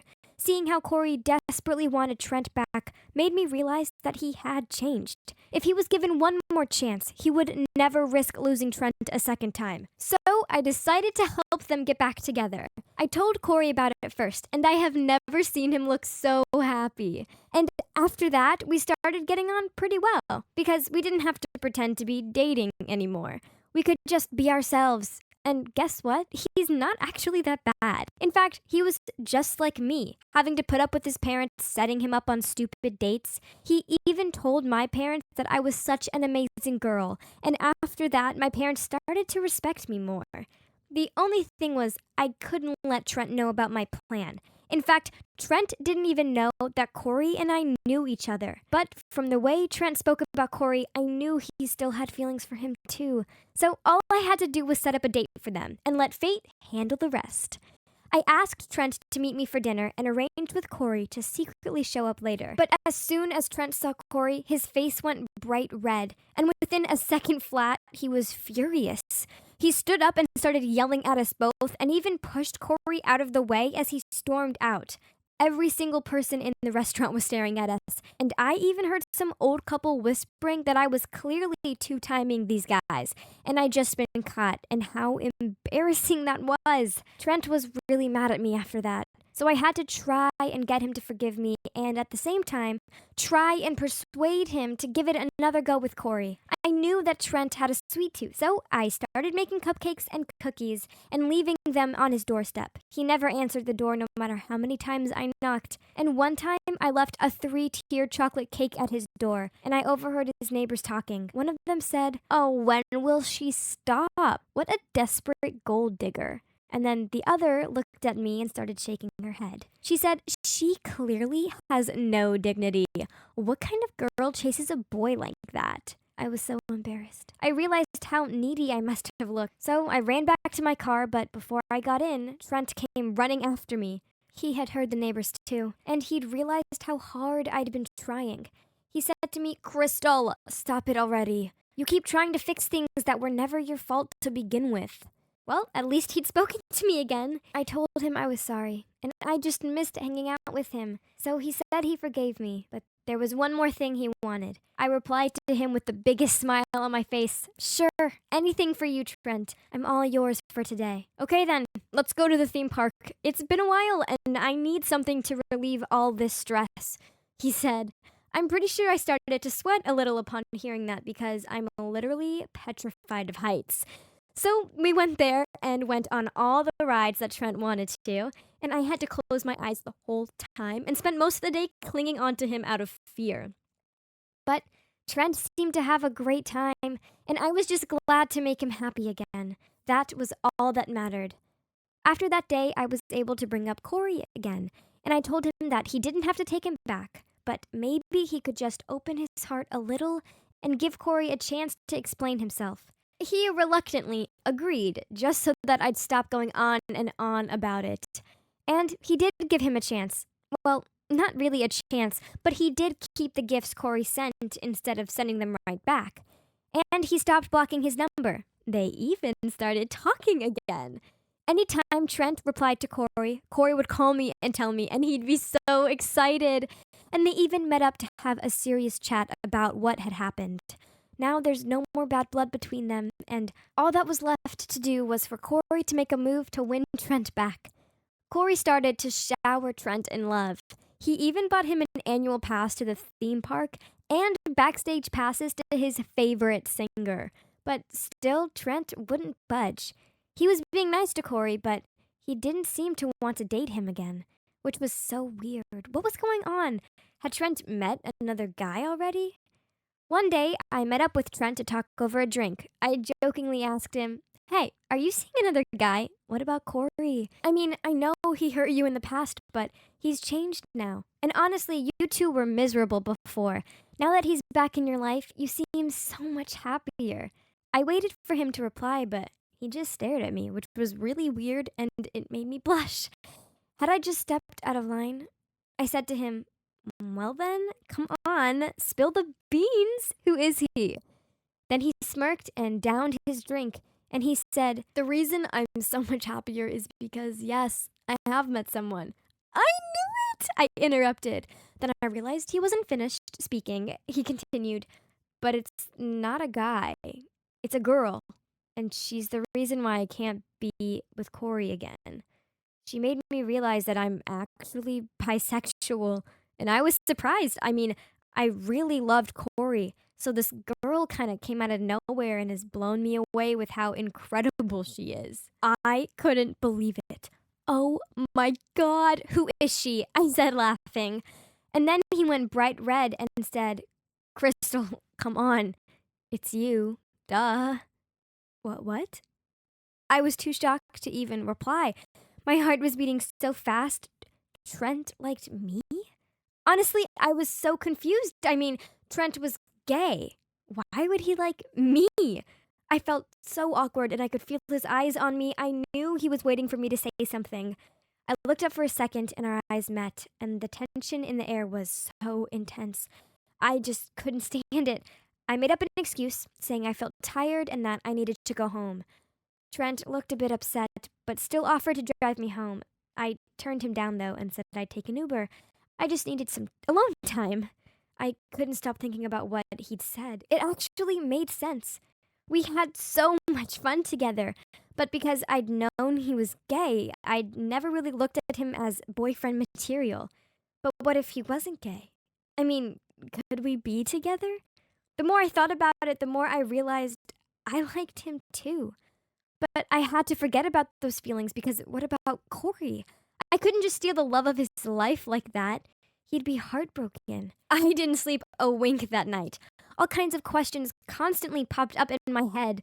The next day, Trent texted me first, asking, "Did you sleep well last night? I hope what I said last night didn't keep you up all night," with a smiley face. I replied, "Actually, I was awake the whole night. I've thought a lot about my feelings, but Trent, I don't want to hurt Corey. We can't do this." He then replied, "Don't think too much. That doesn't matter. Just answer this one question. Do you have feelings for me? Just say yes or no." I don't know what was going through my mind, but at that moment, I guess I was just tired of things being so complicated. So I typed yes, then hit send. Okay, so now Trent knew I had feelings for him too, and he sounded so happy. He said I shouldn't worry and that we could work this out as long as our feelings were mutual. A few days later, Trent said he'd meet up with Corey to talk to him. I was way too anxious to ask Trent how it went, but then at midnight, Corey called me. I was terrified to answer. I knew he would yell at me, but to my complete surprise, he didn't. He sounded calm and said Trent had told him everything and that if I truly had feelings for him, I should go for it.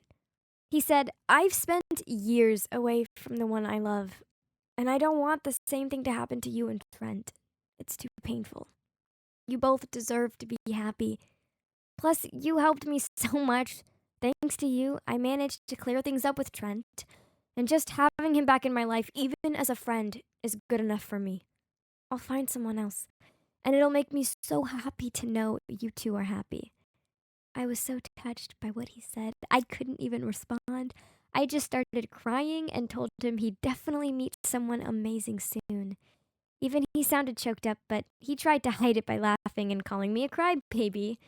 Now that I had his support, I decided to give it a go with Trent. We went on a date, and it was so fun.